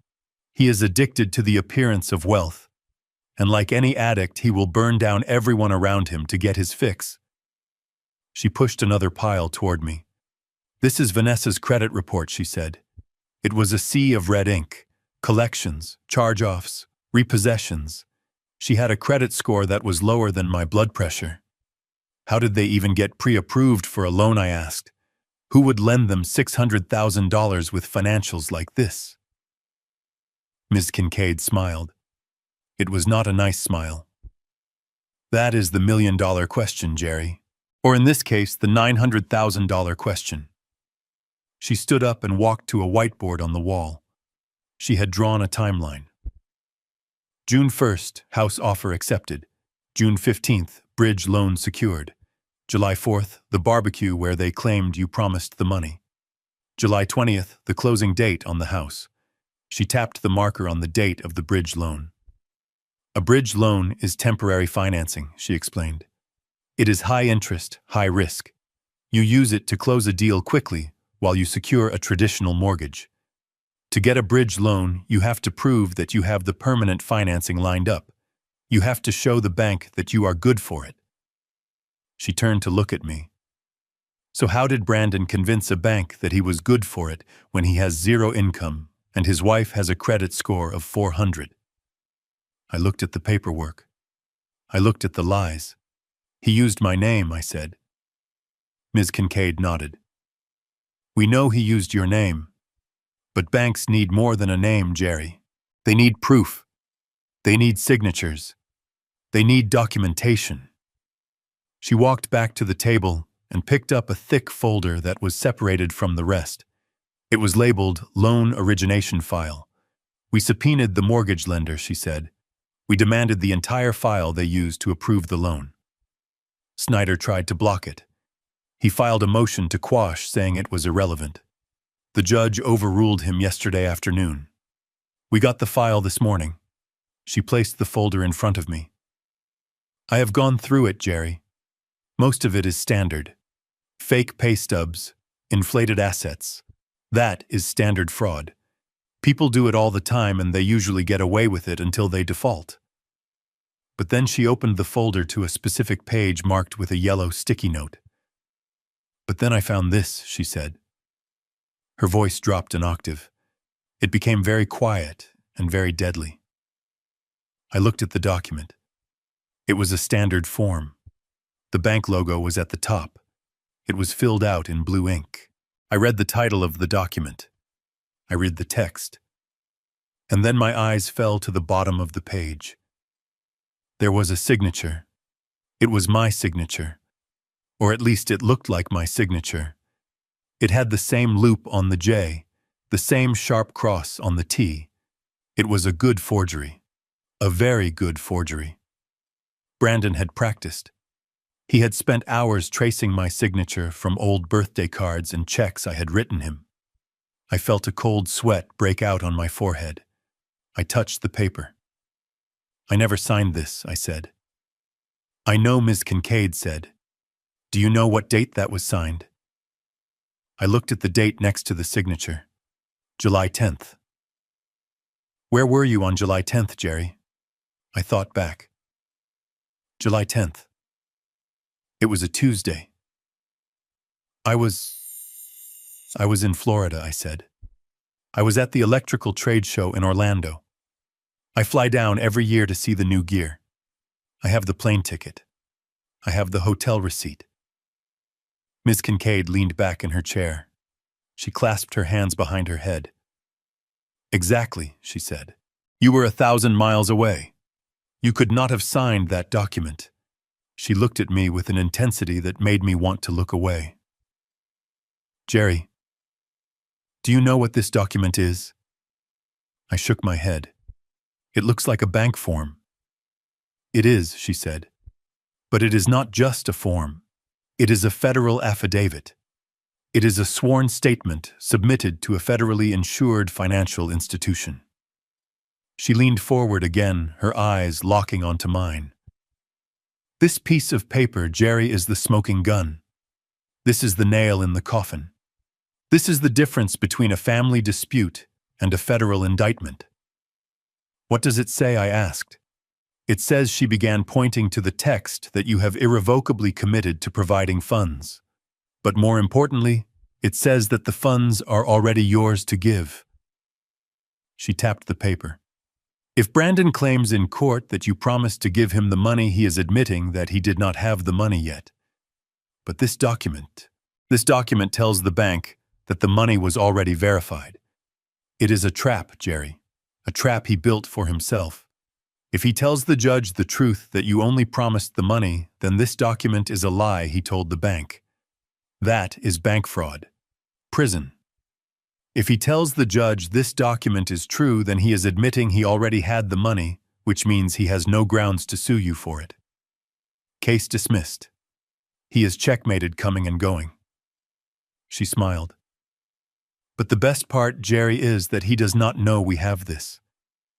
Snyder does not know we have this. They think this is just buried in the loan file.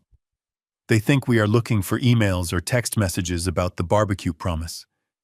They have no idea that we are holding a hand grenade."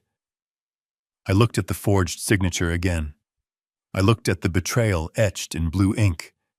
My son had not just lied to me. He had impersonated me to a bank. He had committed a felony using my name. "This will send him to prison?" I asked. My voice was hoarse. Ms. Kincaid did not sugarcoat it. "If we introduce this into evidence, yes. The judge is required to refer it to the district attorney. Mortgage fraud is a serious crime, Jerry. We are talking years, not months. Years." She paused, letting the weight of it settle in the room. "Do you want to use it?" I looked at the stacks of paper. I looked at the gambling debts. I looked at the shopping sprees while I sat in the dark to save electricity. I thought about the police officer on my porch serving me with a lawsuit. I thought about being banned from my grandson's school. They tried to destroy me. They tried to take my home. They tried to declare me insane. I looked at Ms. Kincaid. I thought I would feel sad. I thought I would feel hesitation. But all I felt was the cold, hard satisfaction of a circuit finally closing. "Use it," I said. Ms. Kincaid closed the folder. "Okay, Jerry. We are going to trial. We are going to let them get up on that stand. We are going to let them tell their lies. We are going to let them cry and moan about how you broke their hearts. And then," she patted the folder, "then we are going to show them this." The war room felt different now. The air was charged. We weren't just reviewing documents anymore. We were loading the weapon. I stood up. I am ready, I said. Ms. Kincaid stood up too. Get some sleep, Jerry. The court date is in 2 weeks, and when we walk in there, you are not going to be the defendant anymore. You are going to be the executioner. I walked out of the office into the cool night air. The city lights were blurring in the distance.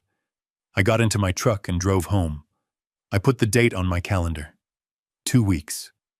2 weeks until I looked my son in the eye and showed him exactly what happens when you try to steal a man's life. He wanted the house. He wanted the money. He was going to get a cell. The courtroom smelled of floor wax and old wood, and the stale sweat of 1,000 desperate people who had sat in these benches before me. It was 9 in the morning on a Tuesday, and the air conditioning was humming a low, monotonous drone that vibrated in my teeth. I sat at the defense table next to Ms. Kincaid. I kept my hands folded on the table. My knuckles were white. I was wearing my only suit, a charcoal gray number I had bought for my wife's funeral 10 years ago. It felt tight across the shoulders. Across the aisle sat my son and his wife. They looked like they had been cast for a movie about wholesome American families. Brandon was wearing a navy blue suit and a tie that was not too flashy. His hair was combed neatly to the side. Vanessa was wearing a modest cream-colored dress with a high neckline and sensible heels. She wore no jewelry except for her wedding band. They looked humble. They looked wronged. They looked nothing like the people who had screamed at me over the phone or furnished a mansion with stolen credit cards. They had been coached. Snyder, their billboard lawyer, was sitting next to them, looking smug. He leaned over and whispered something to Vanessa, and she nodded, wiping a non-existent tear from her cheek with a tissue she had been clutching since they walked in. The judge entered. Judge Walters. He was an older man with wire-rimmed glasses and a face that looked like it had been carved out of granite. He did not smile. He sat down, arranged his robes, and looked at us over the top of his spectacles. Docket number 4729.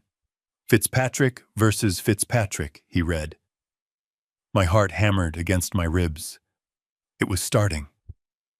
The machine was turning on, and once it started, it would not stop until it had chewed one of us up. Snyder stood up for his opening statement. He walked to the jury box. He did not use a podium. He wanted to be close to them. He wanted to bond with them. Ladies and gentlemen, he began, his voice dripping with practiced sincerity. This is a case about a broken promise. It is a case about a father who looked his son in the eye and promised him a future only to snatch it away out of spite. It is a case about the devastation that follows when family turns on family. He pointed a finger at me. That man, Gerald Fitzpatrick, promised his son and his daughter-in-law that he would help them buy a home.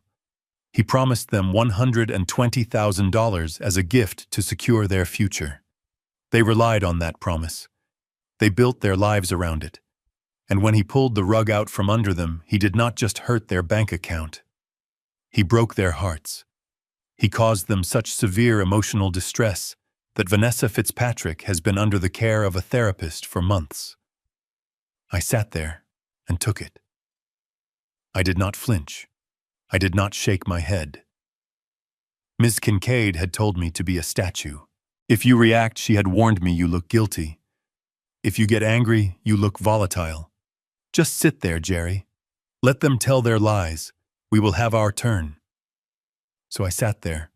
I felt the eyes of the jury on me. 12 strangers who were looking at an old man in a tight suit and seeing a villain. I saw a woman in the front row frown at me. I saw a man in a plaid shirt cross his arms and glare. They hated me already. Snyder was good at his job. He called Vanessa to the stand first. She walked up the aisle with her head down, acting like she was terrified to even look at me. She took the oath, her voice trembling just enough to sound fragile. She sat down and Snyder began his questioning. Vanessa, can you tell the jury about your relationship with the defendant prior to these events? She took a deep breath. We were close, she lied. I thought of him as a father. I cooked for him. We invited him over all the time. We wanted him to be part of our lives, especially for our son Jacob. I stared at the table. She had never cooked for me in her life. The only thing she had ever served me was takeout on paper plates. And tell us about the house, Snyder prompted. How did that come about? She sniffled. Brandon and I were looking for a place to raise Jacob.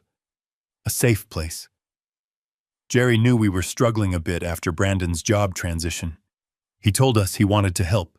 He said he had saved all this money and he could not take it with him. He said he wanted to see us happy. Did he make a specific promise? Snyder asked. Yes, Vanessa said, looking up, her eyes wide and wet. He said he would pay the down payment. $120,000. He said it was a gift. He said, go find the house of your dreams, kids. I have got your back. And based on that promise, what did you do? We found the house. We fell in love with it. We put down our savings as earnest money. We signed the contract. We trusted him. She started to cry. Real tears, or at least Hollywood tears. And what happened on the day of the housewarming party? Snyder asked, his voice soft and gentle. She shuddered. It was horrible. He came over and he was different. He was angry. He started shouting that we were greedy. He poured wine on our carpet. He told us we would never see a dime. He said he enjoyed watching us suffer. A gasp went through the jury box. And how has this affected you, Vanessa? I cannot sleep, she sobbed. I have panic attacks. I am terrified we are going to lose everything. We trusted him and he destroyed us. Snyder let the silence hang in the air for a long moment. He handed her another tissue. Thank you, Vanessa. Your witness. Ms. Kincaid stood up. She did not walk to the jury. She stayed behind the table. Mrs. Fitzpatrick. She said, her voice cool and professional. You claim my client promised this money as a gift. Is that correct? Yes, Vanessa said, dabbing her eyes. A gift. Not a loan, not an investment. A gift with no strings attached. Yes, a gift. And this promise was verbal. There is no written contract signed by Mr. Fitzpatrick stating he would give you this money. No, Vanessa said, her voice hardening slightly. But a verbal contract is binding. He promised. Ms. Kincaid looked down at her notes. You stated that you relied on this promise to qualify for the loan. Is that correct? Yes. We needed the down payment to get the mortgage approved. Thank you. No further questions. Vanessa looked confused. She had expected a fight. She had expected Ms. Kincaid to attack her character to bring up the shopping addiction or the credit cards. But Ms. Kincaid had barely touched her. It was a strategic retreat. She was saving the ammunition for the main target. Vanessa stepped down and walked back to her seat, clutching Brandon's hand for support. Next, Snyder called Brandon. My son walked to the stand. He looked better than he had in months. He had lost some weight, probably from the stress. He looked like the victim. He took the oath. He swore to tell the truth, the whole truth, and nothing but the truth, so help him God. I watched him do it. I watched my son place his hand on the Bible and lie to God and the state of Illinois without blinking. Snyder walked him through the same story. The barbecue, the promise, the betrayal. Brandon, tell the jury exactly what your father said to you, Snyder said. Brandon looked at the jury. He had the same charming smile he used when he was trying to sell me on a new business idea. He put his hand on my shoulder, Brandon said. He looked me in the eye, and he said, Son, I am proud of you. I want you to have this house. I am going to give you the 20% down. Consider it your inheritance early. I want to see you enjoy it. And did you believe him? Of course I did. Brandon said, sounding hurt. He is my dad. Why would he lie to me? Why indeed? Snyder paced back and forth. Now Brandon, the defense, might claim that this money was never promised, or that if it was a loan. What do you say to that? It was never a loan, Brandon said firmly. He was very clear. It was a gift. He knew we could not afford to pay back a loan of that size on top of a mortgage. He said it was a gift. And did you have the money otherwise? Snyder asked. Could you have bought this house without his help? No, Brandon said, lowering his head. We did not have that kind of cash. We were counting on him. Without that $120,000, we could not close. The bank would never have approved us. So you are testifying under oath that the only way you could secure this home was through your father's promised gift. Yes, Brandon said. Absolutely. That gift was the cornerstone of the whole deal. Snyder turned to the jury. You heard him, folks. He relied on his father's word, and his father broke it.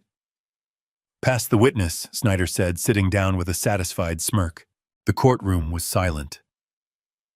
I could feel the weight of the judgment against me. The jury looked at me with disgust. A father who lies to his son. A man who promises the world and then pulls it away just to watch them fall. I was the villain in their story.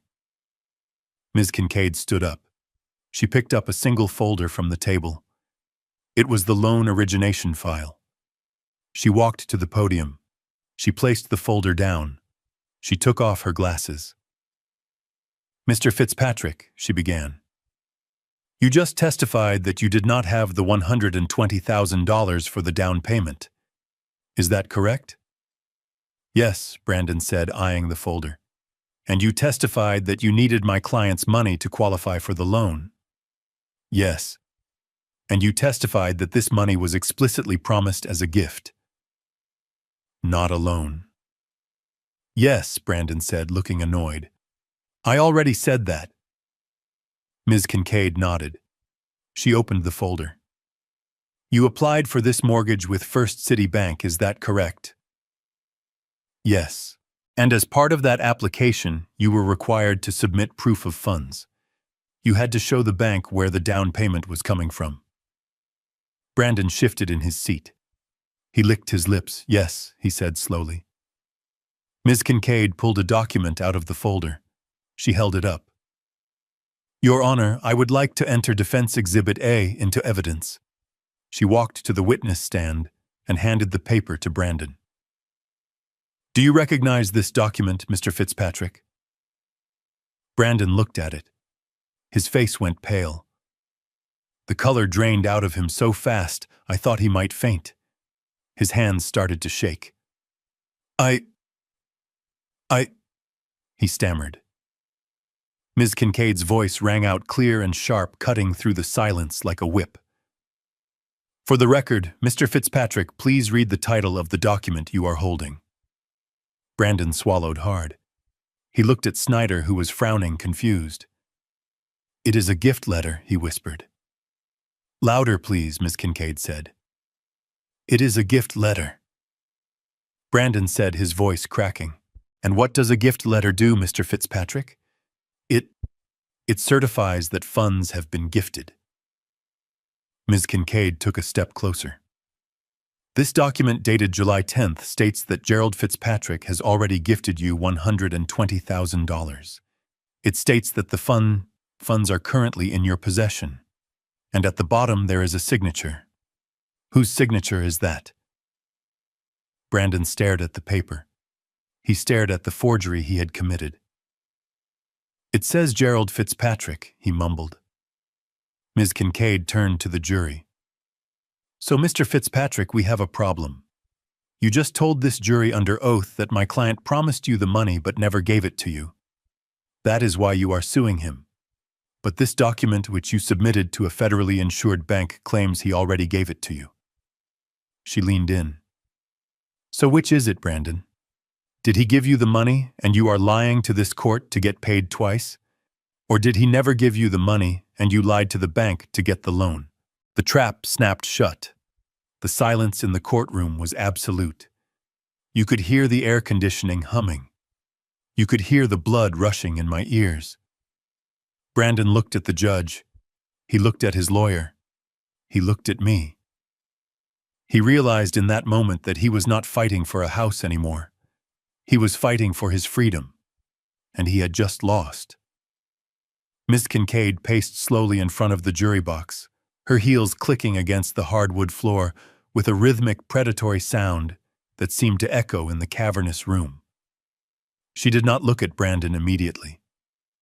She looked at the 12 men and women who held my fate in their hands. She let the silence stretch until it became uncomfortable, until a juror in the back row shifted in his seat and cleared his throat. Only then did she turn her gaze to my son. "Mr. Fitzpatrick." She began, her voice deceptively soft, almost conversational. "I want to make sure the jury understands the timeline and the nature of this alleged agreement perfectly. We do not want there to be any ambiguity." Brandon straightened his tie. He looked confident. He thought the hard part was over. He thought Snyder had already won the day with the sob story about the broken promise. He had no idea that Ms. Kincaid was not asking questions to get answers. She was asking questions to close the exits. "You testified that you approached your father at the 4th of July barbecue. Is that correct?" she asked. "Yes," Brandon replied, his voice projecting to the back of the room, just like his lawyer had coached him. "It was on the patio." "And at that time, did you ask your father for a loan?" Ms. Kincaid asked. Brandon frowned slightly. "No, I did not ask for a loan. Did you discuss interest rates? Did you discuss a repayment schedule? Did you talk about what would happen if you defaulted?" "No," Brandon said, shaking his head. "We did not talk about any of that because it was not a business transaction. It was a family matter." "So to be absolutely clear," Ms. Kincaid said, stepping closer to the witness stand, "you had no intention of paying this money back. Not 1 cent of the $120,000. "No," Brandon said firmly. "It was a gift. He offered it as a gift to help his family." "Why would I pay back a gift?" Ms. Kincaid nodded as if this was the most reasonable thing in the world. She walked back to the defense table and picked up a piece of paper. It was not the gift letter yet. It was a copy of the lawsuit complaint. She held it up. "In this lawsuit filed by you and your wife, you are suing my client for breach of contract. But you just stated there was no loan agreement. So the contract you are referring to is solely a verbal promise to gift you a substantial sum of money. Is that right?" "Yes," Brandon said. "A verbal contract is still a contract." He gave his word. "And you are asking this court to force your father to hand over his retirement savings based on this verbal promise of a gift?" Brandon looked at the jury, trying to garner sympathy. "He promised," he said, his voice taking on a whining edge. "We made plans. We signed papers. We put our livelihood on the line because he told us the money was ours." Miss Kincaid stopped pacing. She stood perfectly still. "You put your livelihood on the line," she repeated. "That is an interesting phrase, Mr. Fitzpatrick. Let us talk about that. You testified earlier that you could not afford this house without my client's money." "That is correct," Brandon said.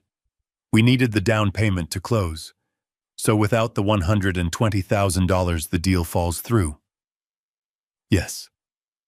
"And knowing that you did not have the money in your bank account, knowing that you only had a verbal promise from your father, you went ahead and signed a purchase agreement for an $800,000 home." "We trusted him," Brandon said defensively. "We trusted he would come through." Ms. Kincaid leaned against the railing of the witness stand. "Mr. Fitzpatrick, when you applied for the mortgage, did the bank ask you where the down payment was coming from?" Brandon hesitated. His eyes flicked to Snyder, his lawyer. Snyder gave a barely perceptible nod. "Yes," Brandon said slowly. "They asked for proof of funds." "And what did you tell them?" "I told them my father was gifting me the money." "You told them he was gifting it, or that he had gifted it?" Brandon blinked. I do not recall the exact wording. I told them the money was coming from him." Ms. Kincaid turned to face the jury again. "This is a crucial distinction, Mr. Fitzpatrick. A bank will not lend you $600,000 on a wish and a prayer. They need certainty. They need to know the money exists and that it is available. She walked back to the table and picked up the blue folder again. The one containing the loan origination file. We are going to come back to what you told the bank in a moment, she said. But first I want to lock down one final detail. You are stating under oath right now in front of this judge and this jury that as of July 20th, the day of the closing, you did not have the money. My client had not transferred it to you. He had refused. Yes, Brandon said angrily. That is why we are here. He pulled out at the last second. He left us high and dry, so the money was never in your possession. No, never. And my client never signed a check. He never wired funds. No. Thank you, Ms. Kincaid said. She turned to look at me. Her eyes were cold, but I saw a flicker of satisfaction. She had him. She had just made him swear under oath that the money was never transferred. Why was that important? Because the document she was holding in her hand, the document she was about to show him, claimed the exact opposite. Brandon sat there looking smug. He thought he had won the point. He thought he had proven that I was a cruel father who broke a promise. He did not realize that by insisting he never got the money, he was proving that the document he gave the bank was a lie. If he had said, "Oh yes, he gave me the money but then took it back," he might have had a sliver of a defense against the fraud charge. But he had just confirmed that the transaction never happened, which meant the paper in Ms. Kincaid's hand was a smoking gun of federal bank fraud. Ms. Kincaid walked back to the podium. She placed her hands on either side of it and looked up at Brandon. Mr. Fitzpatrick, do you know what mortgage fraud is? Snyder jumped up. Objection, Your Honor. Relevance. Is counsel threatening the witness? Judge Walters looked over his glasses. Overruled, the judge said. I want to see where this is going. Answer the question, Mr. Fitzpatrick. Brandon shifted in his seat. He looked nervous for the first time. I guess it is lying to a bank to get a loan, he mumbled. Exactly, Ms. Kincaid said. It is a federal crime. It carries a sentence of up to 30 years in prison and a fine of up to $1 million. She picked up the gift letter. Now, Mr. Fitzpatrick, you testified that you told the bank the money was a gift, and you testified that you never received that gift. Yes, Brandon said, his voice barely a whisper. Then, can you explain to this court and to this jury why you submitted a document to First City Bank dated July 10th stating that the gift had already been transferred and was currently in your account? She walked up to him and slapped the paper down on the witness stand. The sound cracked like a gunshot in the silent room. Read the first paragraph, Mr. Fitzpatrick. Read it aloud. Brandon looked down at the paper. His face went gray. He recognized it. He remembered forging it. He remembered tracing my signature late at night at his kitchen table, thinking he was so smart, thinking no one would ever check. I, he stammered. Read it, Ms. Kincaid commanded. Brandon's voice shook. I, Gerald Fitzpatrick, hereby certify that I have given a gift of $120,000 to Brandon Fitzpatrick. This is a bona fide gift, and there is no obligation to repay. He stopped reading. Keep going, Ms. Kincaid said. The next sentence. The funds have been transferred and are currently available in the borrower's account. Ms. Kincaid stepped back. So, Mr. Fitzpatrick, you told the bank the funds were in your account. You told this jury the funds were never in your account. One of those statements is a lie. Which one is it? Brandon looked at Snyder. Snyder's face had gone white. He was realizing that his client had not just lost the case but had committed a felony and dragged him into it. Snyder started to stand up, probably to object, probably to ask for a recess, but he sank back down. He knew it was too late. It was just paperwork, Brandon said, tears welling up in his eyes. The broker said we needed it to close. I didn't mean. You didn't mean to commit fraud, Ms. Kincaid asked. Or you didn't mean to get caught. I did not have a choice, Brandon shouted. We needed the house. And that is the signature at the bottom, Ms. Kincaid said, pointing to my name. Did Gerald Fitzpatrick sign that? Brandon looked at me. For a second, I saw the boy I used to know. The boy who would break a window playing baseball and then lie about it until I found the ball in the bushes. He looked terrified. He looked small, but I did not feel pity. I felt the weight of the credit card debt he had racked up in my name. I felt the sting of the restraining order. I felt the shame of being banned from my grandson's school. No, Brandon whispered. He didn't sign it. Then who did? I did. A gasp ripped through the courtroom. The jury was staring at him with open mouths. The judge was leaning forward, his eyes narrowed into slits. You forged your father's signature on a federal banking document to secure a $600,000 loan, Ms. Kincaid asked. I had to, Brandon sobbed. He promised me the money. I was just helping him do what he said he would do. Ms. Kincaid turned to the judge. Your Honor, she said, her voice ringing with authority.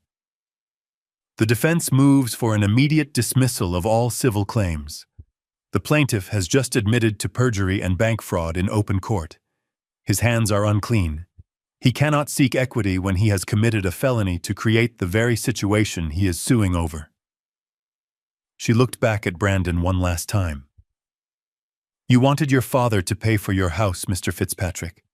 Instead, he is going to pay for your lawyer. And I suspect the taxpayers are going to pay for your housing for the next 5 to 10 years. She sat down. The silence that followed was heavy and final. It was the sound of a life collapsing. Brandon put his head in his hands and wept. Vanessa was frozen in her seat, staring at the wall as if she could not believe her script had gone so wrong. But I looked at the judge. He was not looking at Brandon. He was looking at the bailiff. And I knew that the civil trial was over. The criminal trial was about to begin. Ms. Kincaid held the document up to the light, as if inspecting a counterfeit bill. It was a single sheet of paper, but it carried the weight of a tombstone. She walked slowly toward the jury box, holding the paper, so they could see the bank logo at the top. Ladies and gentlemen, she said, her voice ringing off the back walls. This is what is known in the mortgage industry as a gift letter.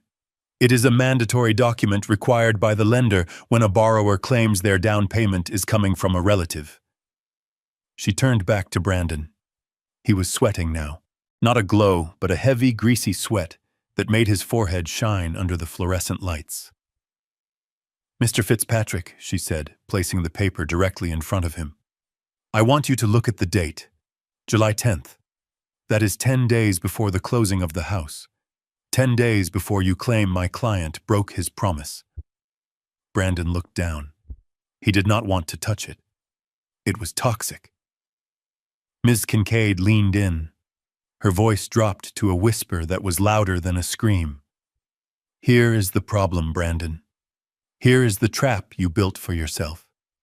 This letter certifies 2 things. First, it certifies that the $120,000 is a gift and not a loan. Second, and this is the part you need to pay attention to, it certifies that the funds have already been transferred. She pointed to the line.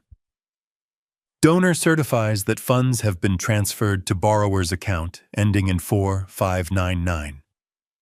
She straightened up and walked back to the center of the room. She turned to the judge.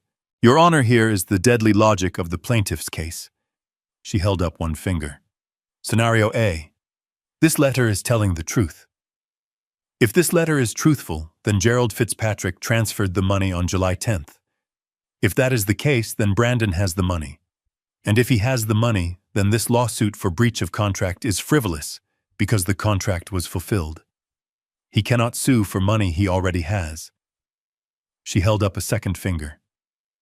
Scenario B. This letter is a lie. If the money was never transferred, as Brandon testified 10 minutes ago, then this document is a fabrication submitted to a federally insured financial institution for the purpose of securing a mortgage. She turned back to Brandon.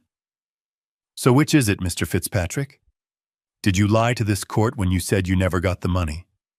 Or did you lie to the bank when you said you did? The air in the courtroom seemed to vanish. It was a perfect logical vice. There was no wiggle room, no space for interpretation. Either he was a perjurer or he was a fraudster. There was no third door. Brandon looked at Snyder. His lawyer was staring at the table, refusing to make eye contact. Snyder knew. He knew that his client had just nuked his own case and probably his license to practice law if he did not distance himself fast enough. Brandon stammered. The broker said it was just paperwork. He said we just needed to show it to get the clear to close. He said we could sort out the transfer later. Ms. Kincaid pounced. So you admit that the statement in this letter is false. You admit that you told the bank you had the money when you did not. Brandon looked like a trapped animal. Yes, he whispered. But Dad promised. He said he would give it to me. I just sped up the process. You sped up the process, Ms. Kincaid repeated dryly. That is a very interesting way to pronounce bank fraud. She picked up the document again. Now let us look at the signature. She projected an image of the signature onto the screen for the jury. It read, Gerald Fitzpatrick. It was a shaky signature. It looked like mine. But I knew the truth.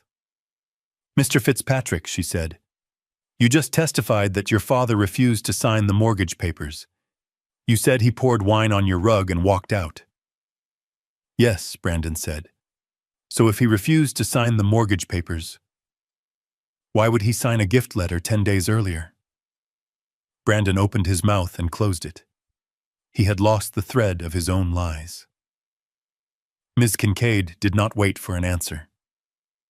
We have travel records showing my client was in Orlando, Florida on July 10th. He was physically incapable of signing this document in Chicago. She slammed her hand down on the railing. Who signed this document, Brandon? The silence stretched. It was painful. I watched my son realizing that the game was over. The mansion, the cars, the lifestyle, it was all dissolving. I signed it, he whispered. Miss Kincaid did not let up. You forged your father's signature. Yes. You impersonated him to a bank. Yes. And you did this to secure a loan for $600,000 that you could not afford otherwise. Yes. Ms. Kincaid turned to the jury. Her face was grim. He wanted you to believe his father broke a promise. But the truth is, he broke the law. He stole his father's identity. He forged his father's name. And he tried to use this court to enforce a theft.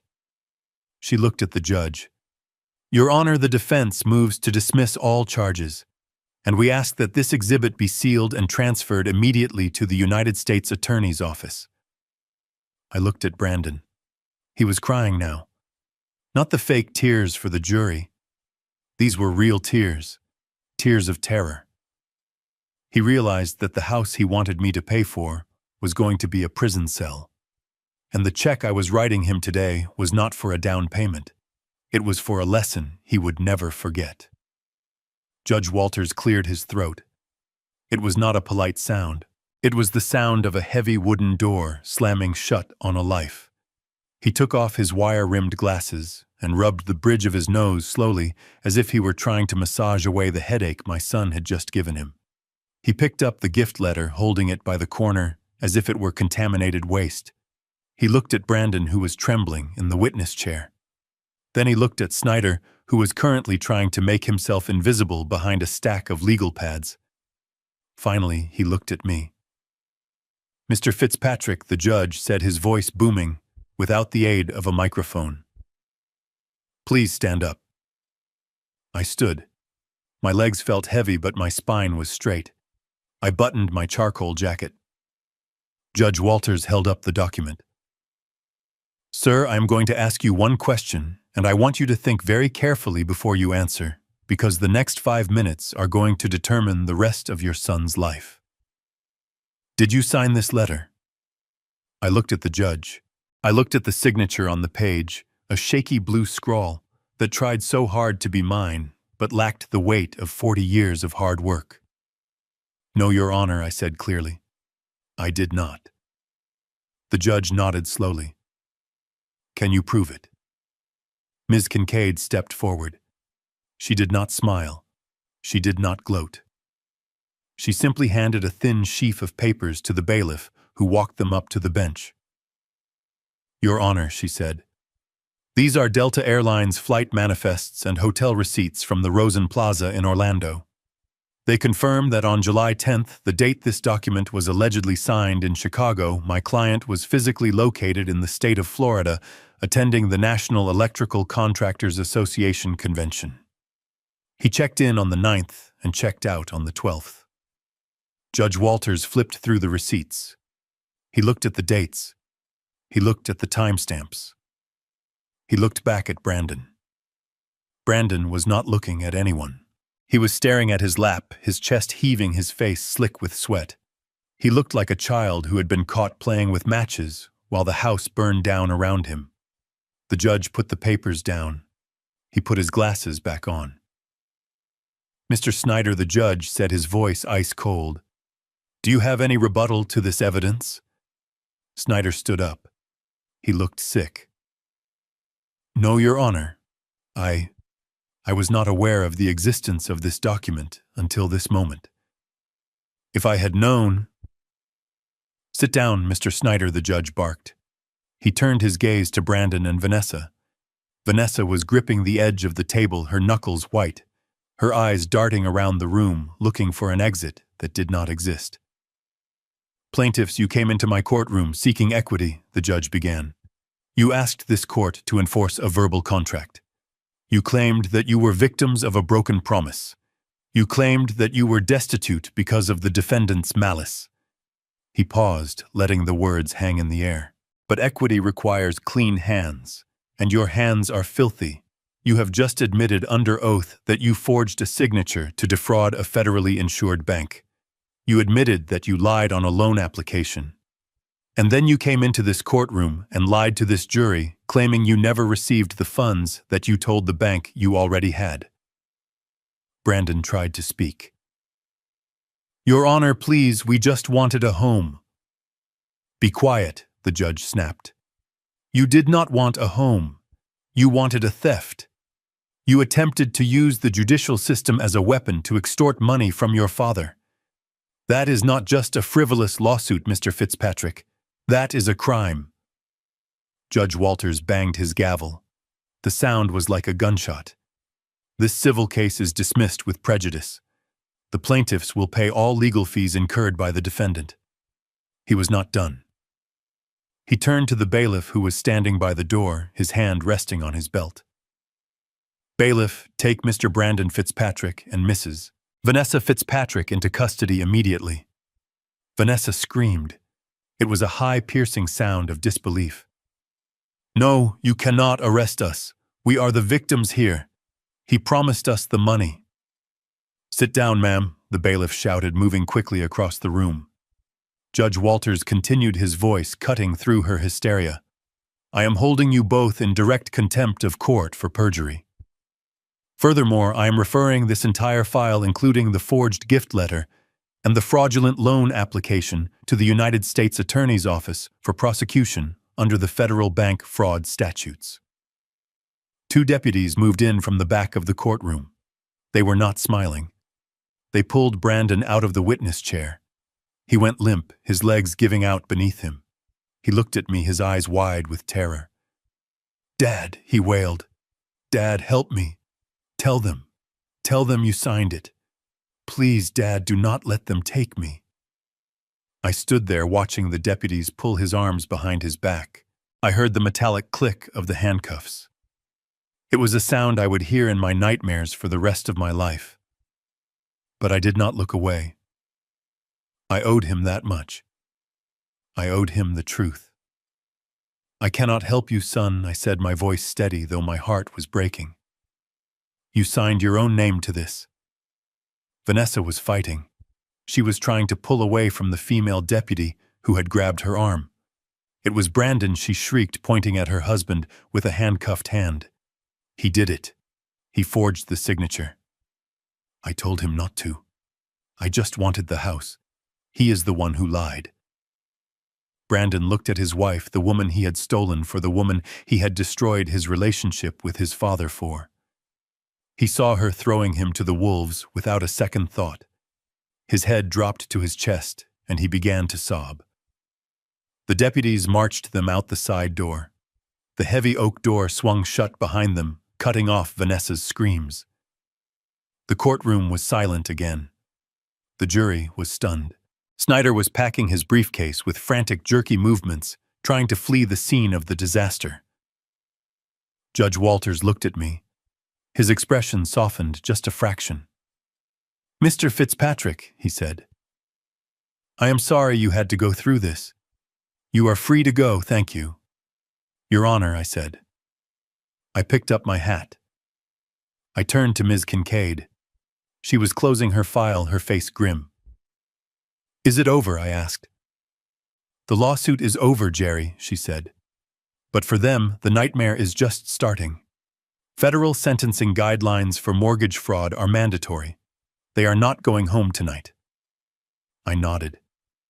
I felt a strange emptiness in my chest. It was not victory. It was just the end of the pain. I walked out of the courtroom. I walked down the long marble hallway. I pushed open the heavy doors and stepped out into the blinding afternoon sun. I walked to my truck. I got in and sat there for a long time. My phone rang. I looked at the screen. It was a number from the county jail. I looked at it.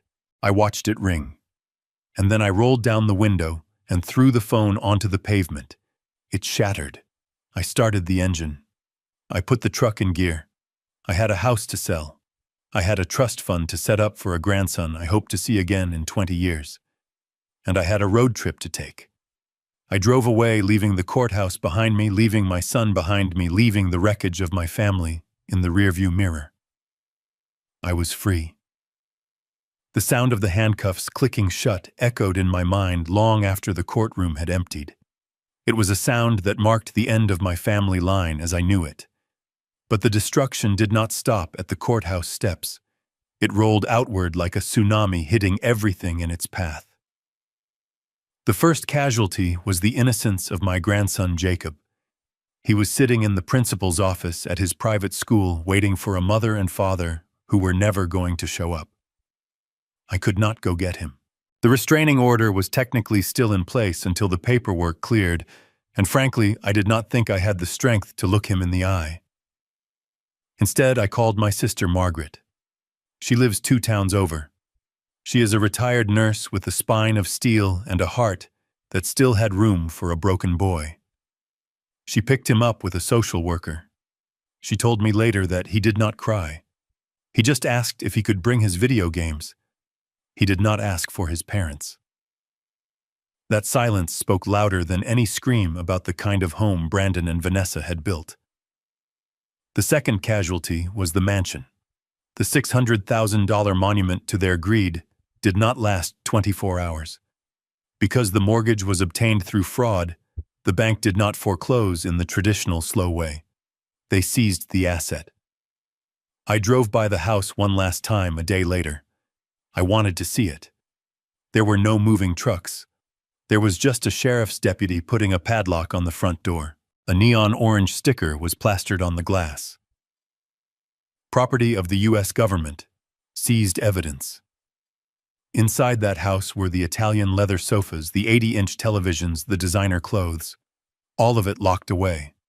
All of it rotting. It was a tomb of consumerism. I heard from Ms. Kincaid that Vanessa did not go quietly. In the holding cell, she had turned into a feral animal. She was not screaming about her son. She was not screaming about her freedom. She was screaming about Brandon. She told anyone who would listen that she had been tricked. She claimed she was a victim of financial abuse. She claimed Brandon had forced her to spend the money, had forced her to live in that house.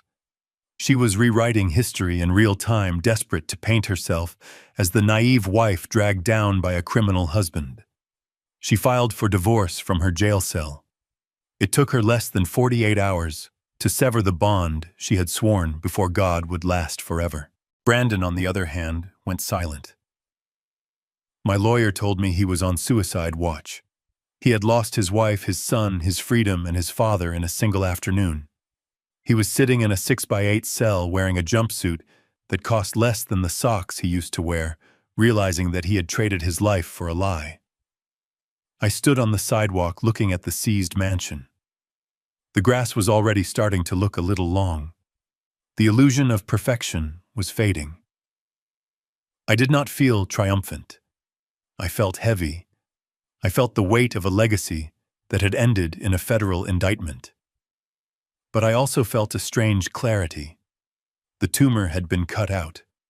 The surgery was brutal and the recovery would be long, but the sickness was gone. I got back in my truck.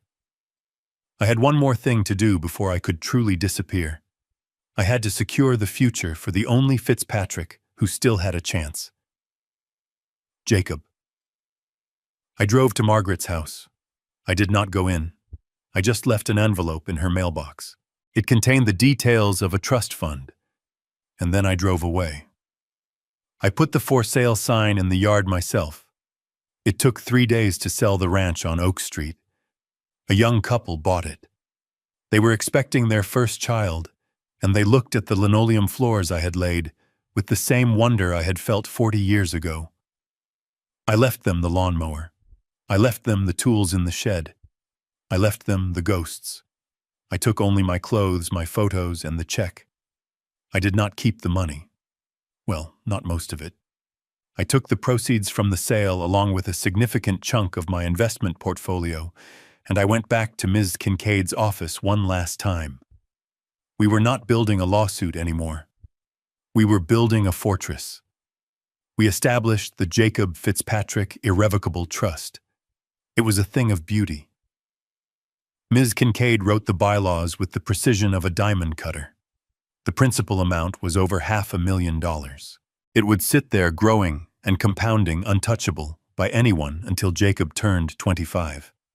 But the most important clause was the one Ms. Kincaid called the poison pill. It stated clearly that if Brandon or Vanessa ever attempted to access the funds, ever attempted to borrow against the trust, or ever petitioned the court to become trustees, the entire balance would immediately liquidate and be donated to the local animal shelter. It was the ultimate failsafe. They could not steal from their son without destroying his inheritance. I signed the papers with a steady hand. I was not abandoning my grandson. I was protecting him from the only predators he needed to worry about. His parents. With the rest of my savings, I bought a 24-foot Winnebago. It was brand new. It smelled of fresh carpet and freedom. I had spent my whole life tethered to a zip code, tethered to a job, tethered to a family that saw me as a utility. Now the only thing tethering me was the fuel gauge. I drove out of Chicago on a Tuesday morning. The sky was that deep, endless blue you only see in the Midwest before winter sets in. I hit the interstate and pointed the nose of the RV west. I did not have a plan. I did not have a destination. I just had the road. I was crossing the state line into Iowa when my cell phone rang. It was sitting in the cup holder, vibrating against the hard plastic. I looked at the screen. The caller ID was distinct. Cook County Department of Corrections. Collect call. It was Brandon. It had been a week since the arrest. He was likely calling to beg for bail money. Or maybe he wanted to scream at me again. Maybe he wanted to ask why I had sold his childhood home. Or maybe he just wanted to hear his father's voice one last time to remind him that he still existed. I stared at the phone. I thought about answering. I thought about telling him that I loved him, but that love wasn't enough to save him from himself. I thought about telling him that the house was gone, and the money was locked away, and that he was on his own for the first time in his life. But then I realized I had already said everything that needed to be said. My testimony was my goodbye. The sentence was his closure. I picked up the phone. It was warm in my hand. I pressed the button to roll down the driver's side window. The wind roared into the cabin loud and chaotic and smelling of cornfields and asphalt. I did not answer the call. I tossed the phone out the window. I watched in the side mirror as it tumbled along the highway, bouncing once, twice, before shattering into 1,000 pieces of plastic and glass under the wheels of a semi-truck behind me. The ringing stopped. The silence returned. I took a deep breath. I turned up the radio. I gripped the wheel with hands that had worked hard for 50 years and were finally at rest. I drove into the horizon. I was 73 years old. I was alone, and for the first time in my life, I was free. We spend our lives trying to build a safety net for our children, hoping they never fall. But I learned the hard way that sometimes that net becomes a hammock for their entitlement. True love isn't about funding a lifestyle they haven't earned. It is about having the courage to let them face the storm alone. By cutting the cord, I didn't just save my retirement. I reclaimed my dignity. You cannot buy respect, and you certainly cannot bribe your way into a happy family. Sometimes the most loving thing a parent can do is say no and let the chips fall where they may. If you think I did the right thing by letting my son face the consequences of his actions, hit that like button and tell me your thoughts in the comments below.